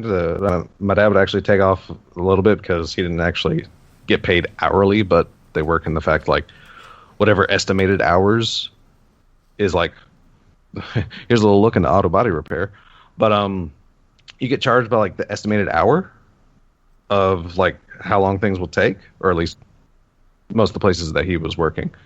So he got paid in the amount of hours that they estimated. Dang. So it was actually beneficial. If he had a 2-hour job and he finished it in 45 minutes to an hour, he just netted an hour. And so he's still getting paid for those 2 hours that they estimated, but now he can start working on another job, which is how he'd work like a normal 9 to 5 and still get like 50 to 80 hours a week. So he would take some time off, and he would pick me up from school, give me like a 5 or a 10, and drop me off at Aladdin's Castle, which was right across the street from the restaurant my mom was at. So I'd spend like an hour in there. Mom would come, like, hop in, look for me, and we'd go home. Like I said, there's a good chunk of my life where Aladdin's Castle was my babysitter, and That's amazing. I got pretty good at House of the Dead and Time Crisis. Oh, yeah. I miss those step on the pedal to release the pedal to pop up. I miss those. Like I said, it got to where I couldn't play them anymore because I always came home with a pocket full of tokens. I think one of the things I saved up the most in my life with my pennies when I was little was to get Time Crisis at home. Like when they had it on like PlayStation. You could get the guns and the pedal and everything. Yeah. Oh my God, that was the greatest thing I've ever done in my life. Oh, no doubt. Like, oh my God. Oh my God. I was like, nope, I don't need to eat for a long time. Man, I miss those days. But now, like, it's Destiny, you know. Now everybody's all crazy about Destiny, so. Yeah. It made fighting games very different back in the day. That is true. Because, I mean, I was just a little kid, and I was mashing buttons on Marvel vs. Capcom 2. Mm-hmm. And this freaking teenager would pop his quarters in and annihilate me in 30 seconds. You think I got mad and popped off at him? No, because he was twice my size. And I ain't no fool. Exactly. So, I mean, no. I'm not a fool. It's like you good game and walk away. Angrily. But that's it. You angrily grab your quarter off the stack. It's like, fine. I was almost beat Apocalypse, and you had. Also, that's kind of a douchebag thing to do. Like, if arcades ever come in resurgence, that's not good. If someone's about to beat an arcade ladder, don't pop your cord and utterly annihilate them. That's bad manners. Right? God. That is bad business. They need to have enforcers so many times watching that stuff. I know, right? It happened to me so many times. Friggin' got 2 Onslaught. And it's like, oh my God, I'm here. I can do it. Here comes a new challenger. Son of a... All right, fine. Of course, then I felt really bad because the last time I ever went to an arcade was actually that same Aladdin's Castle. Like, of course, years later. It was just before it like closed down. And I had just gotten into Tekken. And so I just hopped in basically for nostalgia's sake. Mm-hmm. And of course, you know, like I said, I had gotten into Tekken, so I like character, and picked Lee Chalon, screwing around in an arcade. Here I am, probably 19, 20 at that point in time. And this little like 10, 12-year-old kid runs up, puts her quarters in, mispicks her character, and for some reason I utterly annihilated this little kid. Like, yeah, I showed like no mercy, and I don't even know why. It happened, and I felt like the dirtiest douchebag ever. Kids gotta learn. Yeah. Kids gotta learn. That's how they decide they want to become better. It might have been stuff like that. I know, right? It might have been my repressed memories. It's like, hopping in. It's like, no, this ain't happening. You're dead. You're going down. But yeah, it was like I said, that was my last memory of an arcade. Yeah, you don't ever let. I don't let my son win. If he wins on his own merit.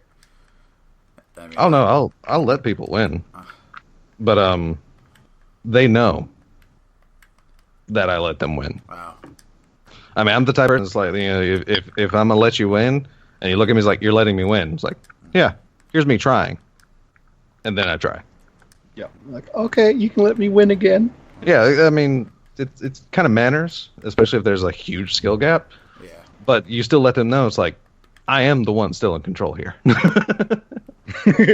Look at me. I am the captain now. Exactly. You may be winning, but it's a moral victory only. When was the last time you guys had Big League Chew? Oh God. 5 minutes ago. No. They still make that? Yeah, that's the reason I asked. Ew. Yeah. God. Big League. Yeah, there it is. Probably like 97. Yeah, probably.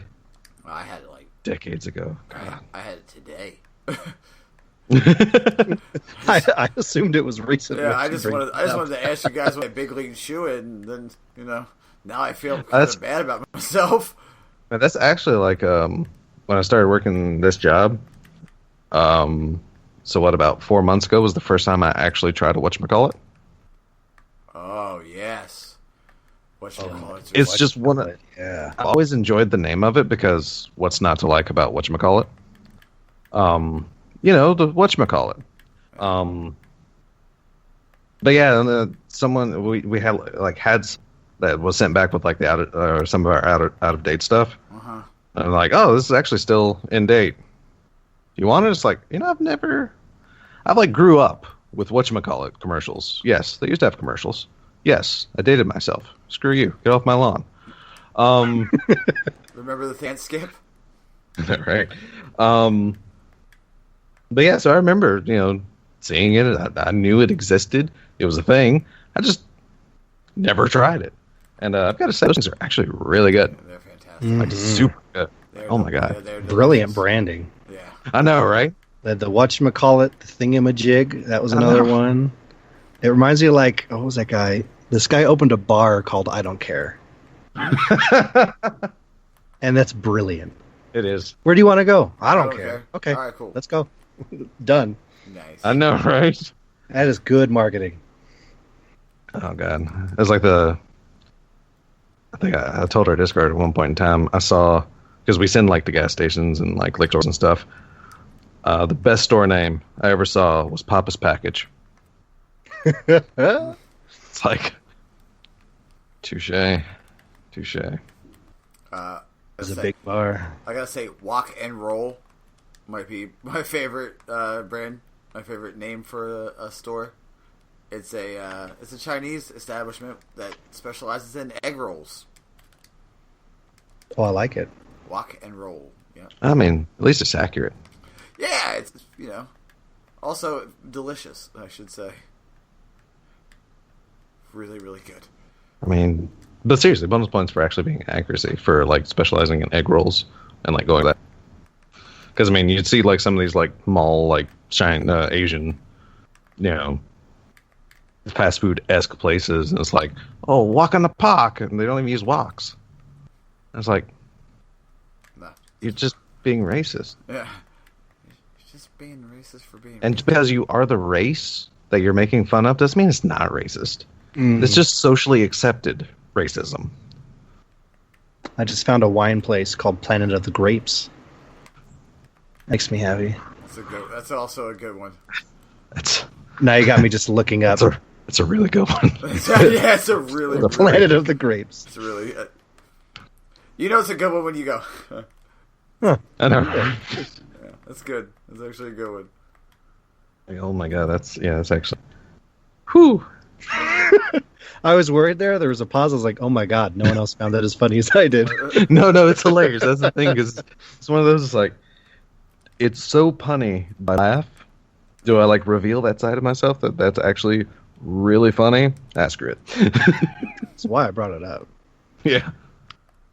Like, as hated as puns can be, like, they're hilarious. Yeah. Or maybe that's my age showing. When done effectively, they're really... That's true. When done effectively, they're hilarious. So... They can be. They certainly can be. And I do enjoy, like, puns and wordplay. I just think it would be... I think it's funny that the fact that I went, when was the last time you guys had Big League Chew? And it was like a... Decades ago. But the best was when you guys both went, and I'm like, oh, I'm the only one? Okay, cool. Well, so just me. Okay, cool. So just me recently, right? Cool, thank you. I'm not going to say it was the freshest chew I've ever had in my entire life. It was not, actually. It was very, very out of date and probably hazardous to my health. But I ate the shit out of it because I was like, oh shit, Big League Chew. That'd be like that one dude, Two Bads. Would go. I was like, oh, when's the last time you drove a Ferrari? For me, it was this morning. Shut up, man. Yeah. Nobody cares. That was basically it. Just a lot less douchey.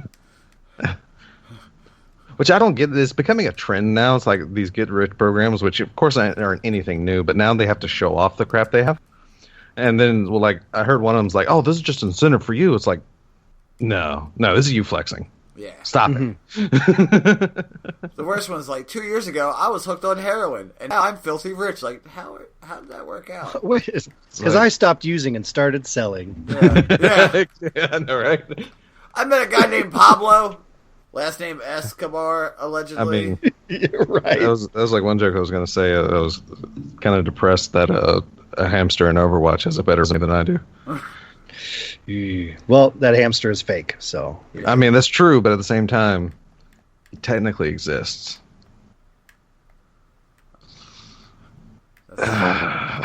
Okay, one more for you. That's how I bring everything down. Wow, yeah. Just because it's topical from earlier. This guy, 21st century chiropractic, his practice is called thoracic park. Jesus. So good. They win. 21st century chiropractic. This guy's brilliant. They win. Like I am saving this image and I'll send it to you. Talk amongst yourself. He wins. Like that's all there is to it. He wins. Thoracic Park. Bravo. Yeah. Like, oh my God. Thoracic Park. And you like when you see this, it is the sign. You will. Oh yeah, Jesus. you will love this. That is hilarity. Oh my God. Now all I hear is the Jurassic Park theme in my head. Thanks for that. Da-na-na-na-na-na-na. Yeah. Still, one of the best parts about Jurassic World Evolution is the fact the main menu theme is that like entire score. Mm-hmm. So if all you really want to do is just have that going at any point in time, indefinitely, All right. and you just like get the game and just never leave the main menu, and you have that at the very least. Which I might pay $60 for that capability. And Not really, but you know. Oh my God. God. That's copyright infringement. He changed to 30%. He's good. That's too close. I mean, it's great, but that's too close. You got a point. It's less than 30%. That's 30%. He's good. They were so busy asking themselves if they could. They didn't stop to ask if they should. It's better to ask for apology than for accept for permission. The fact you even throw in a movie quote for it. You win. Oh my God. Oh man, thank you. Oh Jesus. I'm crying. That was worth it. I've been holding on to that one the whole show. That was been in your pocket for a minute, hasn't it? It has. Like, well Since played. the first time I heard, I started this Jurassic Park game, I was like, yes. There's my opportunity for a pun. There you are, clever girl. Ooh. Oh my God. That's actually an achievement in that game. Oh yeah. Clever girl. Yeah. Clever girl. Clever Shoot girl. her. Yeah. Shoot her. Spelled like There's that. actually two shoot hers. There's a normal shoot her and then there's shoot her. Is that the one shoot that's her on the run? Could be. Can't remember anymore. But it's hilarious to see those trophies pop up because they're all movie quotes from somewhere. Are they? Is there like a voice with the trophy, or does it just pop up the words? It just pops up the words. Oh, yeah, missed up. it For is. sure. I mean, they did get Jeff Goldblum to actually record. Reprise his role. Yeah, it's Oh my great. God, I'm sold. So yeah, He's been that's, doing that a lot. That Jeep commercial he did. no, right? Like, holy That crap! was so good. I love him. Like the resurgence is just a little ridiculous. There's- Jeff Goldblum for some reason. Mhm. Well, there's a few actors out there that are like, oh, I can't believe I did that years ago. And then there's people like Jeff Goldblum that are like, I got this. And just hold on to it and ride the. It's they have as much fun with it as the fans do. And I love seeing stuff like Sure, that. for sure. The I'm like super sad that they never brought back Dr. Allen. because he needs to come back. He was actually probably like my favorite part of the movies. Yeah, the one missed opportunity I had was to get the Jeff Goldblum laying down Funko Pop. They had one of those? Yeah, they have one. All right, looking it up. And I don't. That's one of those things that's questionable on if it exists or not.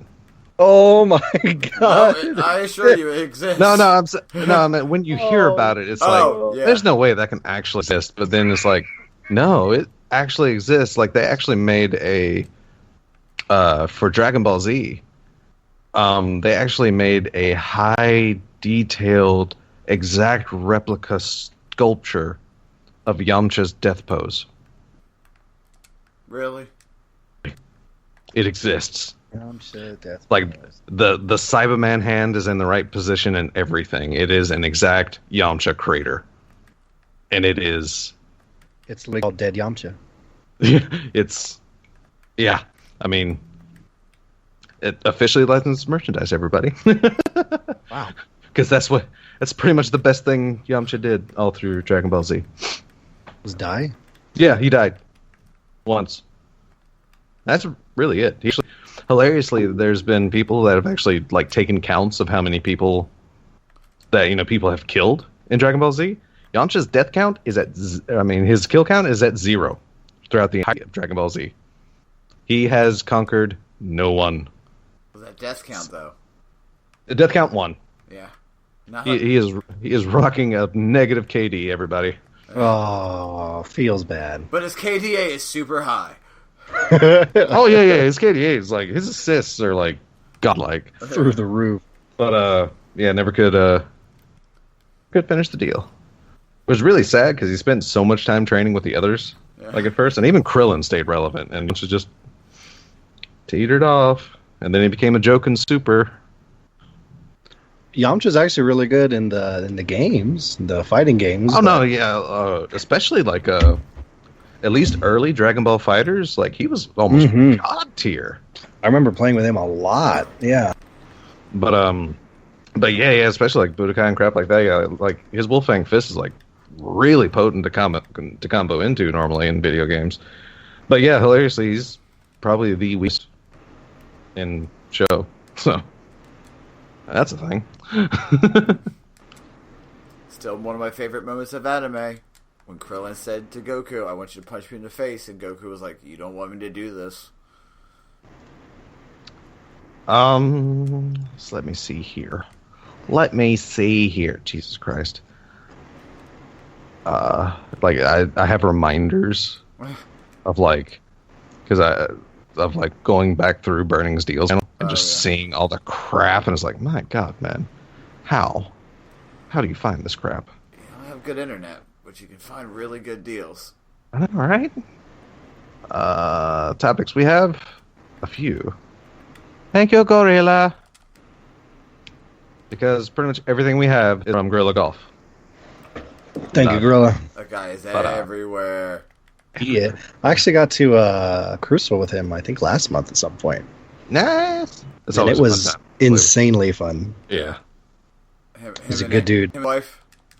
Oh, yeah. Yep, who I did not realize was his wife until 2 hours later, and that was super awkward. But that's another story. The I'm gonna steal your dog conversations I've had with her. I'm gonna steal your dog. No, you don't. You don't want it. Yeah. He's so cute. Yeah. So's the devil. Did they say the devil's a lie? Yeah. So's Pete. Pete's a lie. Pete's the cutest thing ever, and then he bites you super hard, and then you realize that this isn't what I signed up for. How is Pete, by the way? Getting big. Yeah, quite large. I'm not going to lie. This entire show and then last week's, I didn't hear his name once in a higher tone of voice. I didn't hear, what the fuck? And then a muted mic. I'm kind of worried. No, don't worry. He's actually sleeping a lot more because he's about to grow again. Oh, so we're about to hear it get a lot better in the next month. Oh, yeah. Probably. I don't know if you just like horse tranquilizing before you start recording or something. My horse tranquilizer do me taking for like a 3-mile walk? Because, yeah, that's exactly what I do. That's smart. I'll give you that. Yeah. Let's see. First off, Gorilla asks, looking back at this year of D2, what do you guys think has been Bungie's biggest achievement and biggest downfall? In the last year... Oh, Curse of Osiris came out last year. Never mind. Well, I mean, yeah, basically for the life of D2, what has been Bungie's biggest achievement and biggest downfall? Oh my gosh.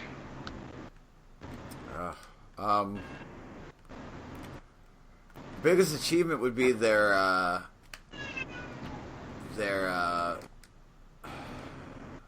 them bring the community together in for their, hey, play this. I forgot what they called it.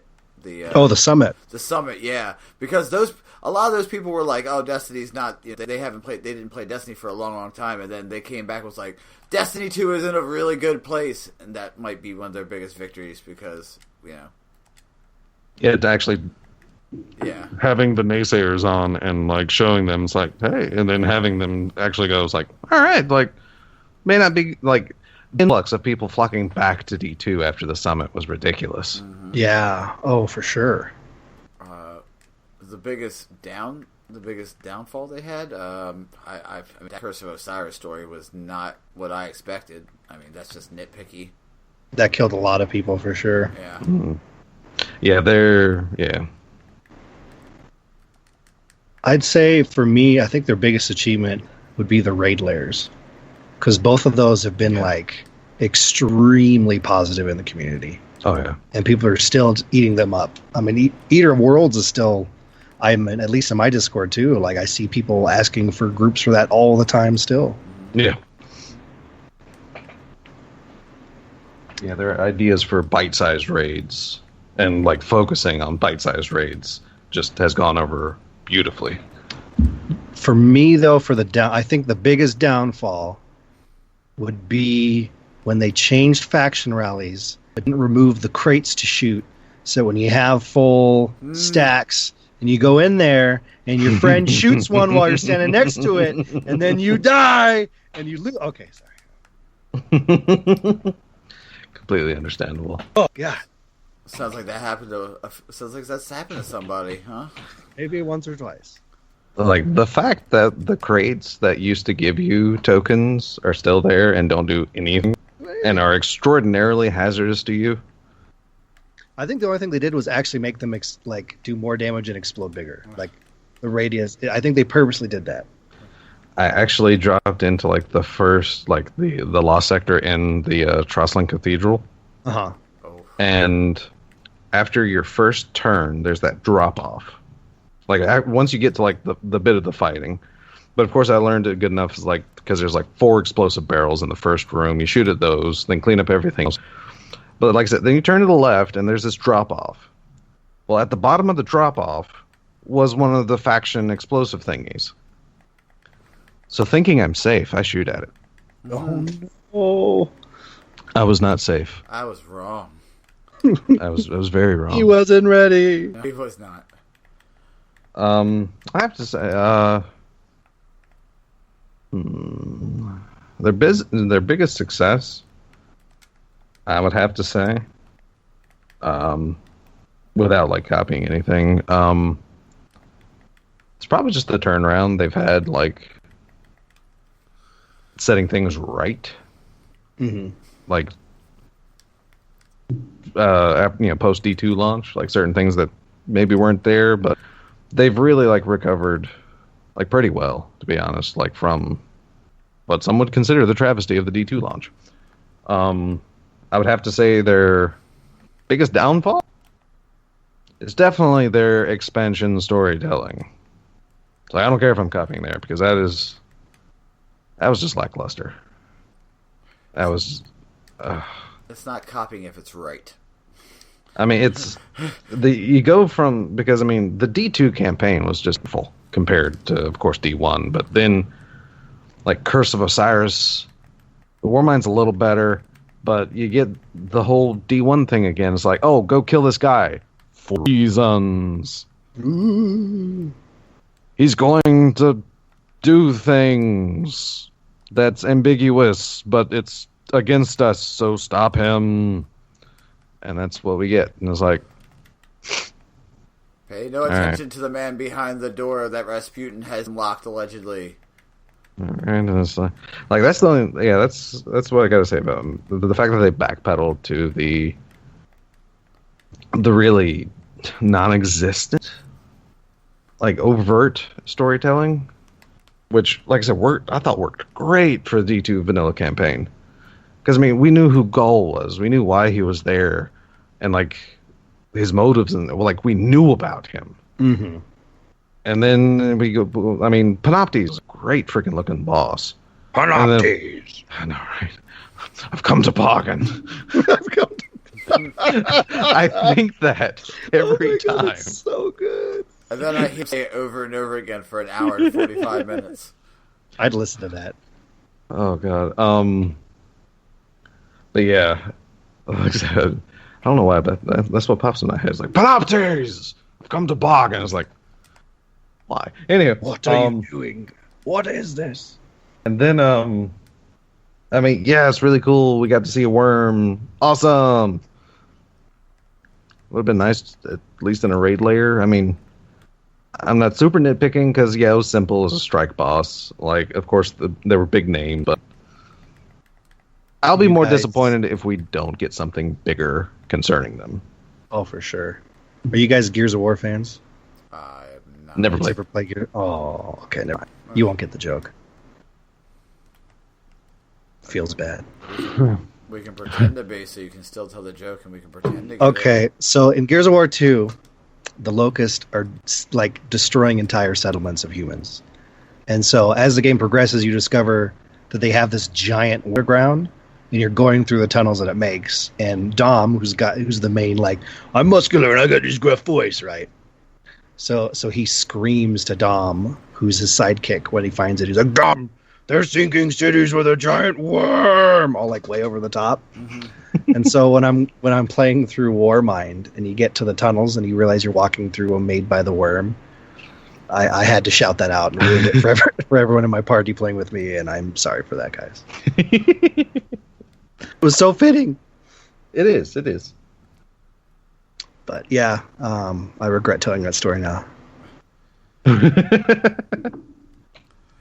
I mean, I at least have genuine. Yeah, Speaking of not contributing to the conversation, let's move forward. I'm sure somebody out there will enjoy that. I hope. I mean, I hope so. I've just never been an Xbox player, so If you listen to this and enjoyed that joke, please tell me so I don't feel bad. at him all day. At me hard. Or at him hard too. At harder. The hardening. At him or die trying. Oh god. Are these hard jokes working for you guys?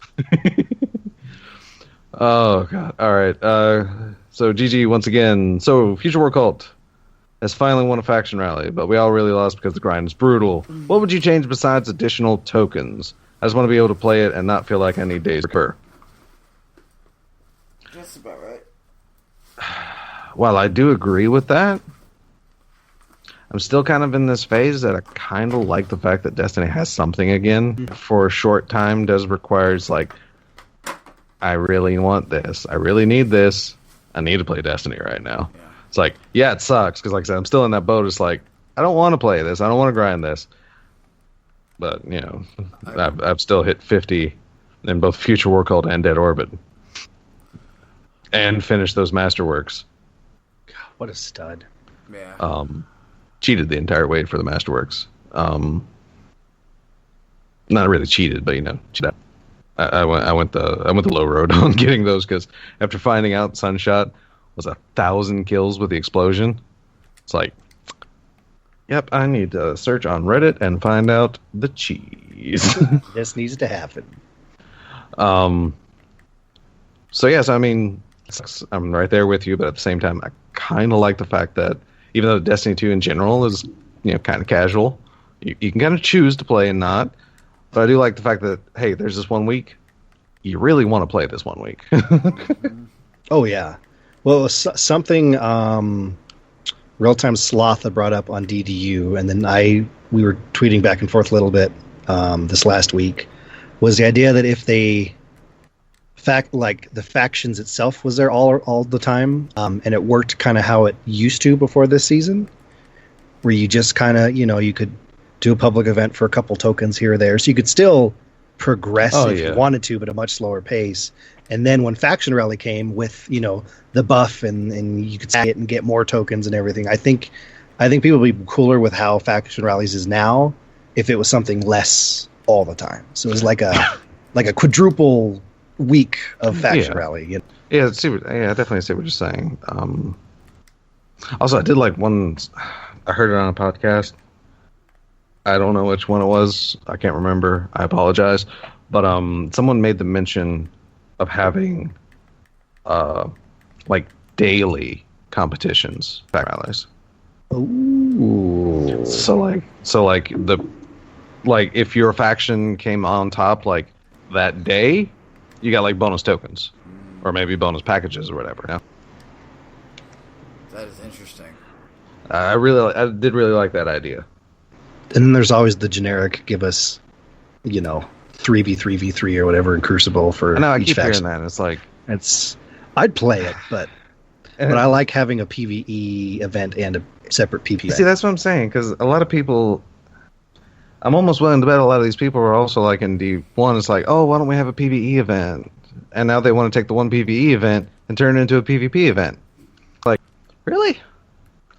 Can't we just have a PvE event? I do agree, Crucible could drop a couple more tokens, because it's a little ridiculous. And the raid can definitely drop way more tokens, because that's dumb. Oh, amen. You do an and get 2 tokens. What? That's an insult. I mean, that should... I'm saying, lowballing, that should be 10 tokens per... I was going to say lowballing. 10. I was going to say 10 at the lowest. I mean... Yeah. It's all time versus, time in... Exactly. Type of thing, so yeah. The people that say 150 tokens, I'm you're just... No. That's just crazy. You're just being ridiculous. Come on. You just want it handed to you at that point in time. Yeah. Listen, I turned on my game. I should just get rank 50. The bad thing is there's somebody that probably thought that. And that's the same person. Just give it to me. And that's the same person. When it happens, they go to Reddit and they're like, "This game is too casual." It's the exact same person. It is. It's probably the exact same people that a couple months ago was like, "Destiny's too easy." Now, Destiny's way too hard. Why I gotta try so hard on why are they not listening to us? Bungie, this is too much. Why are they level 400? This is ridiculous. We can't reach that. What's going on? I'm getting beaten. I'm not used to it. What happened? Why are we also doing this voice for them? Fudd did it. I ran with it. Buster, this is called a bit. Yeah. There's a lot of material for that bit, but we can keep going. But I mean, we also did do the Reddit. Come on, guys. We didn't do that either. But yeah. Come on, Bungie. Come on, Bungie. My God, what are you thinking? I mean, get your head out of your asses and actually get to some development. Jesus, I can do better. I'm not a developer, but I know. I can do better with both hands tied behind my back, coding with my feet. What are you doing, Bungie? Come on. Excuse me, I'm choking on the Cheetos dust. The Cheetos. I got the orange lung pop. Oh my God. Oh Jesus. My favorite though is Escalation Protocol. My favorite people to hear about those kind of from where the people's Bungie's doing it all backwards. I have a cousin that works in game design and they don't do any of this. It's ridiculous. And it's who are you? Right? Oh my God. Your cousin is important. You are Your not. cousin is a game dev. Who does he work for? I can't say. Probably because he works for an indie company of 10 people. He made a side scroller 2 years ago. Come on. I know this one guy, he played Battletoads. He made this Flash game on Newgrounds. Unless you come up and you say, I beat Ninja Turtles on Atari, then we can... Did you beat Ruby Weapon? Did you dodge? Ooh. Did you dodge 200 lightning balls? Bolt Fantasy 10? Because if not, dude, you're taking it to whole new levels. This is everything I've done, by the way. Just fun fact. Under 1 second chocobo racing. Yes. Damn. I did it. This guy's living on a golden saucer above the golden saucer. As an adult, I did that crap. I didn't bother doing that as a kid. As an adult. It took me 6 straight hours, man. I might have almost said, I had such a pop-off when it happened, and my wife was asleep, and I was trying not to wake her up.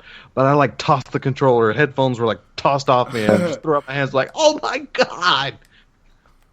The story was that, if you're interested. Of course I'm interested. Okay, so obviously, Chocobo Racing, nightmare infusing. So, Final Fantasy XIV launches, their MMO.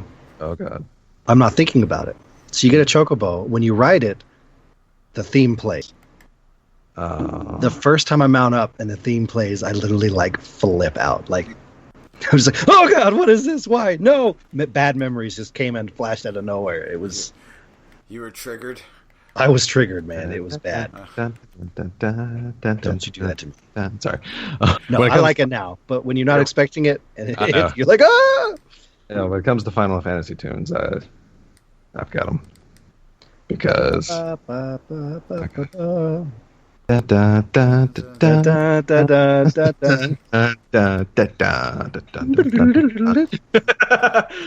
God. Oh, it's so bad. I wonder if they're going to announce Final Fantasy 16. And then wait another 10 years to release it. Because they're potentially director for they announced it 8 years ago, so we still got a couple more years. Oh, God. That's still the most tragic thing to me. Well, but hey, Kingdom Hearts 3, another 10-year dev game is... Yeah, it's coming. Eventually. Oh, no, wait, yeah, it is coming out. Oh, dude, no, that's right. Holy crap. They have an incredible deal on that, actually. I actually looked on PSN because I actually thought it was ridiculous at first. But they have an Uber Kingdom Hearts 3, deluxe edition, super deluxe edition on digital for $100. What it comes with is, of course, digital deluxe, Kingdom Hearts 3, plus Kingdom Hearts 2.8 Prologue and Kingdom Hearts 1.5 and 2.5 Remix. It's the entire remastered series with Kingdom Hearts 3. Oof. Which makes me glad I never actually did buy those for PS4, because good Lord. If that bundle persists, I'm getting it. Because $100 for 5 Kingdom Hearts games. Yeah, can you imagine being someone that's already bought that bundle? If I had the money, it'd have been bought. Oh. That's the means aren't there. Plus, if I did, that means Destiny would get pushed back, and I can't do that. The mind is willing, but the body is weak and squishy. It's probably the opposite. Your body would be willing, right? My body is always willing. My walls is dry and coughing up dust. Yeah, yeah. I know that. Went to the Disney store, and because nieces and stuff, and being a good uncle. We went and paid, and I looked up, and I was like, "Is that a Keyblade?" The one that we had, I guess what they do is when they open the store, they give you a key. It looks a lot like the fucking Keyblade Mickey Mouse has. I'm just saying. So I say it, and I look over, and my girlfriend's like, "It does kind of look like a Keyblade," and I'm like, "Thank you." You're like, "Yeah, it does." I was just super excited about the Keyblade, but apparently, that fell short. You're a grown man talking about Kingdom Hearts. Come on. Well, yeah, it's fun. It is. It's super weird. That's the fan base. It's like when you went to see, I went to see Incredibles 2, and everyone in that theater, as it should have been, we're all adults, so we've been waiting for it. Yeah, I know. That's why it didn't feel weird when I watched Finding Dory. Yeah. Because What happened? Because I just didn't get around to it. And I saw it on Netflix, and it's like, Yeah, Finding Dory, Incredibles 2. Monsters, Inc. Yeah, so I watched Yeah. and I was actually really impressed with Finding Dory. I really like Pixar sequels. Like, they know how to make sequels. I was hesitant to watch it at first, and I purposely didn't for a while. And then when I backed into it, I was like, I'm glad I did this. Yeah. I like the fact that pretty much it's their pattern. It's like they're capable of spending a minimal amount of time acknowledging what was successful in a previous movie, but then still building enough new stuff that still feels like it's in the same like vein. It's like Pixar is just somehow they know how to make sequels. And then make like really memorable characters in them. I mean, the freaking octopus. Oh, I know, right? Oh my god, that octopus is He made the movie. He had so many character turns. Oh my, he was great.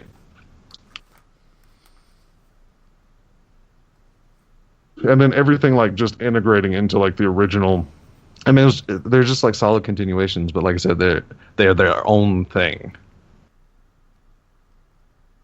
Just completely and totally. Which I didn't even realize until watching Finding Dory. But that's pretty much the same setup for like Toy Stories 1 through 3.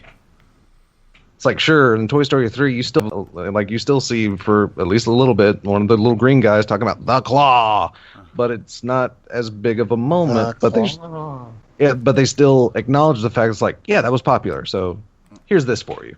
You've saved our lives. We're eternally grateful. Those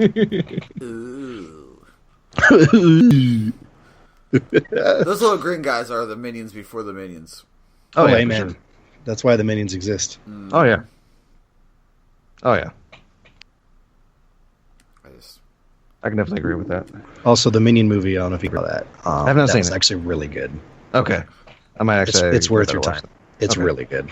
Because I don't know, Despicable Me. Just I don't know. It didn't quite click with me after the fun much.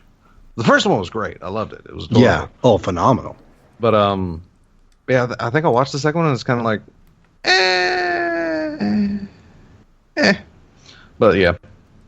So yeah, I kind of dodged like the third one, and oh my god, you want to talk about something super embarrassing? Yes. That actually happened to me. I mean, if you want to, whatever. So they announced like, I loved the first Cars movie, right? It was a great movie. Again, it's a Pixar movie, great movie. But then like when they announced Cars 3, I still don't remember Cars 2 ever being released, ever. Like, I don't remember ads for it. I don't remember hearing about it. That movie did not exist. So for some reason, when I first watched the ads for Cars, it's like, why did they skip over 2? Wait, no, they can't do that. Man. Wait, what? Dude, 2 was like, they should have just named it the Mater movie. No, I mean, like I said, I know about it. I don't remember seeing an ad for it or anything. All of a sudden, in my head, they went from Cars 1 to Cars 3. That's fair. Have you gone back and watched it? No, still haven't actually. Oh no, it's pretty good. I still haven't, because I have not seen Cars 3. It's like I keep looking for it on Netflix, and it's like, oh yeah, we have Cars and Cars 3. It's like, no, I want to watch 2. Like, I didn't even know it existed. Give it to me. Work with me, guys. The worst is when you watch. Sure, you'll give us like Tremor 6, but you don't want to give us Cars 2. I mean, come on. Sharknado 500. Jesus. The worst is when you watch Up and then you catch yourself tearing up. You're like, God damn it. Oh, I just mentioned a couple days ago, like, those dogs are like my favorite part of that movie, though. Yeah. Like, make that movie. Because, I mean, it's just great. It's a squirrel! And it just kept on going like nothing ever happens. It is the best thing ever. You are my favorite thing. Sometimes what Pete would say to me if I put those collars on him, it would mainly just be, "Hey, I'm gonna lick you, and you're gonna be okay with it." I feel like he'd just look you straight in the eye and deadpan and be like, "I know what I'm doing is wrong." Mm-hmm. It's like, I'm a douchebag. I'm gonna level with you. I know this is bad, but I don't care. This is so wrong. I'm gonna do it anyway. But it feels so bad. I want to be bad. I want to be bad, but it feels so good. It's just so bad. And the next thing you know, you're like, Pete, please stop. You're making me uncomfortable. It's like, he's just go with it. Yeah. Just let it happen. It's okay. Hand banana. No. Red rocket. Yeah. Sorry for sexualizing your dog. That's fine. As long as it's in the name of comedy. Yeah, as long as it's funny. Oh my god, what was that show? Oh my god. Aqua Teen Hunger Force? No, well, that one too. Oh my god. Well, hold on. Talk amongst yourselves. Oh, Jesus. If you don't stop not debraving us, I'm going to get angry. You can't reply to this message. Oh, God. Oh, Jesus. Yeah, you can sexualize my dog as long as it's in the name of it. No animals were harmed or molested during the recording of this podcast. Yeah, for sure. I was harmed because he's looking at me like... Big Mouth. That's what the show is called. Oh, I love that. The hormone monster? Yep. So, how did we get away with making this? Well, it's animated, so it's fine. So, what you're gonna do is you're gonna ask her mom, if she wants to do a 3-way with you and her a 4-way with her dad, and put your dick in it. But yes, Des, if you've never seen the show on Netflix, Big Mouth, I haven't, and it's kind of hard to get a track. I think I'm thinking of the right one, where there's an animated character in bed with a Woody. Oh yeah, looking at a tablet, and it's like, yeah, I think I'm gonna give this one a hard pass. Oh well, he did not give that one a hard pass. No, he did not. It was a hard something, all right. It was funny. If you want to not understand why you're laughing the whole show and kind of feel bad about yourself, but relate to it at the same time, you should watch it. Yeah, because we were all pre boys and with insane fucking hormones raging. I know. Yeah, that's why I threatened my daughter with humiliation if she ever started dating, and that's why to this day I've never met her boyfriends. I will humiliate you. Every time I think of that, it's the Bad Boys show. Answer the phone. Answer with a gun. Just. Oh yeah, I'm threatening. Who this? Have you ever been with a man? Do you want to? I've actually threatened because I own 2 machetes for purposes. I've actually threatened to be sitting on the porch, sharpening and polishing them as her boyfriend would arrive. Oh yeah, no. So my little sister, this was last year. She went on her first date, and no one in my family told me because they knew what I would do. Oh, legit. Yeah. So that's why I've never met. I met one. I was cool with them actually, because they were a cute couple. But yeah, I met one, and I guess just her stories of me terrified him so much that if we were in the room together, he would not sit down. He would stay in arm's reach. He would stay with arm's reach of the door. Dude, that's the dream. Yeah, it was great. It was what it means to me. But yeah, that's fantastic. Just be fear me, and I'm sitting here on my PlayStation, just playing crap like Mortal Kombat while he's standing there, just having a good old time. Watching people get dismembered. Hint, hint, wink, wink. A man choke on his own blood. You're gonna. Don't worry, I'll record it so you can play it back. Yeah. Watched it. I lived it. Yeah. It won't hurt, I promise. No, I'm lying. It would hurt a lot. What he said. Oh, yeah. You are correct, sir. I know. I love that's what he or she says when they actually also make total sense. So people may actually miss the point of the statement. actually really like that. I actually really like you. Oh, I'm like totally platonic with you. Aww. Oh, let me just be honest. We just reached a new level. If I ever get out to Fudd's way, we're hugging hard. Hard hugging. Hard hugging. We've been through some things. And some stuff. I would definitely recommend it.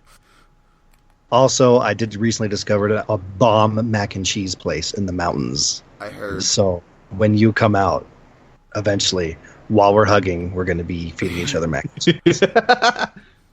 feeding each other mac and cheese. I like it. Oh, you will. No, I'm gonna. You had me at mac, and then adding cheese to it. Does mac and cheese taste funny to you? Oh, don't worry, fees. What do you mean? Don't worry about it. It's too late. You're already dosed, man. Night. I mean, if you're gonna dose me, at least tell me. I'll take it willingly. I don't care. Well, I've survived this long. Yeah, that's like one of the best awful like pickup lines I've ever heard. Was hey, does this rag smell like ether to you? That's a good one. I mean, you do live in a state that has medicinal and legal herbal supplements. So I mean, you could just go, hey, do you want this gummy bear? And if I ask you how much to eat, just say just the ear. Are you tiptoeing around weed? I mean, maybe. I'm trying to figure out who lives there because that's not me. You can just say it.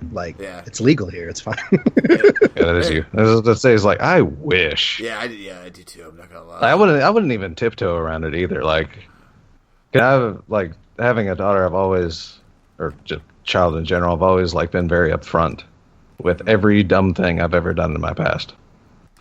So when she was like 8, she already knew. Like, yeah, I did pot. Don't do it. Yeah, I smoke cigarettes. But don't do it. I mean, just giving the actual, rather than doing the normal parent, like, oh, it's evil, it's so bad. It's like, yeah, it's there. Wouldn't recommend it. It happens. You giggle, you eat a lot of food. Yeah, you get hungry, everything's funny, everything tastes amazing. Then everything slows down, you're good. But then you go to sleep. Yeah, if it was legal, oh my god. See, I wouldn't even really smoke it too much, to get thrashed, because some of the best sleep I ever had was just taking a one hitter of it, and then just falling. It's like, oh my god, it was one of the best sleep aids. But the RNG cast does not promote the taking of illegal substances, which is why we're saying move to Colorado. Yeah, but don't seriously, guys. Stop coming to Colorado. Leave. No, but seriously. Get cries in housing market. Oh, yeah. Anyway. I'm sure there is a housing crisis right now. Oh, my God. Oh, yeah. Good God. I may have considered it. I'm not going to lie. You're welcome. You can come. Oh. Also, you can live here. I was about to say, one of those things I may have already done. I know you don't live here. And let's pull this train wreck right into the station. Oh yeah, this is definitely a train wreck. That's fun though. Everybody loves train wreck episodes. Right. This is definitely one for the books though. Yeah. Also, Mr. Fudd. Yes, comrade. Just in case these people don't know where they can find you, where in the world can they find you? Oh. Thank you for that. I was going to say. You're so welcome. We need to have you on more often. You're amazing. I agree. Every 5 weeks. I mean, yeah, we can definitely arrange that somehow. Every 5 weeks, like a period? No, I got the wrong time. I guess. Okay, I'm sorry. Wrong time. We'll sync up. It'll be okay. Well, I'm ElmmerFudd. Something we didn't talk about. I have my own podcast, Just Some Guardians. We have Destiny content every other week and fill the in-betweens with Nerd Talks, where we talk about, basically the other half of RNG Cast is our in-between shows. you guys just do it every show, and it's amazing. So those go out. We do a live show, twitch.tv/justsome_guardians every night. We've also, on Sunday evenings, we've been hosting a D&D campaign, which Buster has been a part of. I have. He has, and it's been amazing. So we also started another show on Wednesday nights called Out of the Hat, where we basically cover what happened in the last week's D&D campaign. We were doing that in the Destiny show, but it became too much. So we're like, well, we'll just start our own show for it. So that'll be in the same feed. As for myself, you can find me on Twitter and Twitch, ElmmerFudd Games, MMD. I love that. This is your boy Raven. You can find me on Twitter, DS_Raven. You can find me on PSN, DES Raven, one word. Of course, you're not going to be able to find me right now because I kind of have been in offline mode for a while, playing the holy balls out of Darksiders.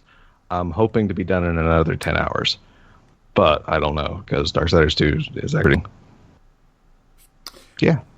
And I have things in the works. Things are in the plans. I have plans. I have things. I have stuff happening. I like plans. Eventually. No time frames yet. It's going to happen. Like, things are going to happen on my YouTube. It's happening. Eventually. Promise. Yeah. And I'm Buster Knuckle. You can find me on Twitter at BusterKnuckle13. You can find me on PSN, Blister113, and on Xbox, Buster Knuckle 13. You can find this podcast, the RNG Cast, at the RNG Cast on Twitter. You can email us, therngcast@gmail.com.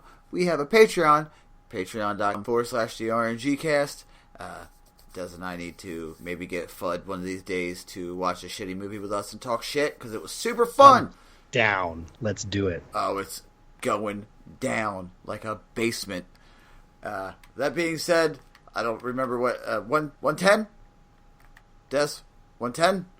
111. 111. This is episode 111 of the RNG Cast. We're out. Later, man. Peace. Bye. Exit line here. See you all next week. Okay, bye.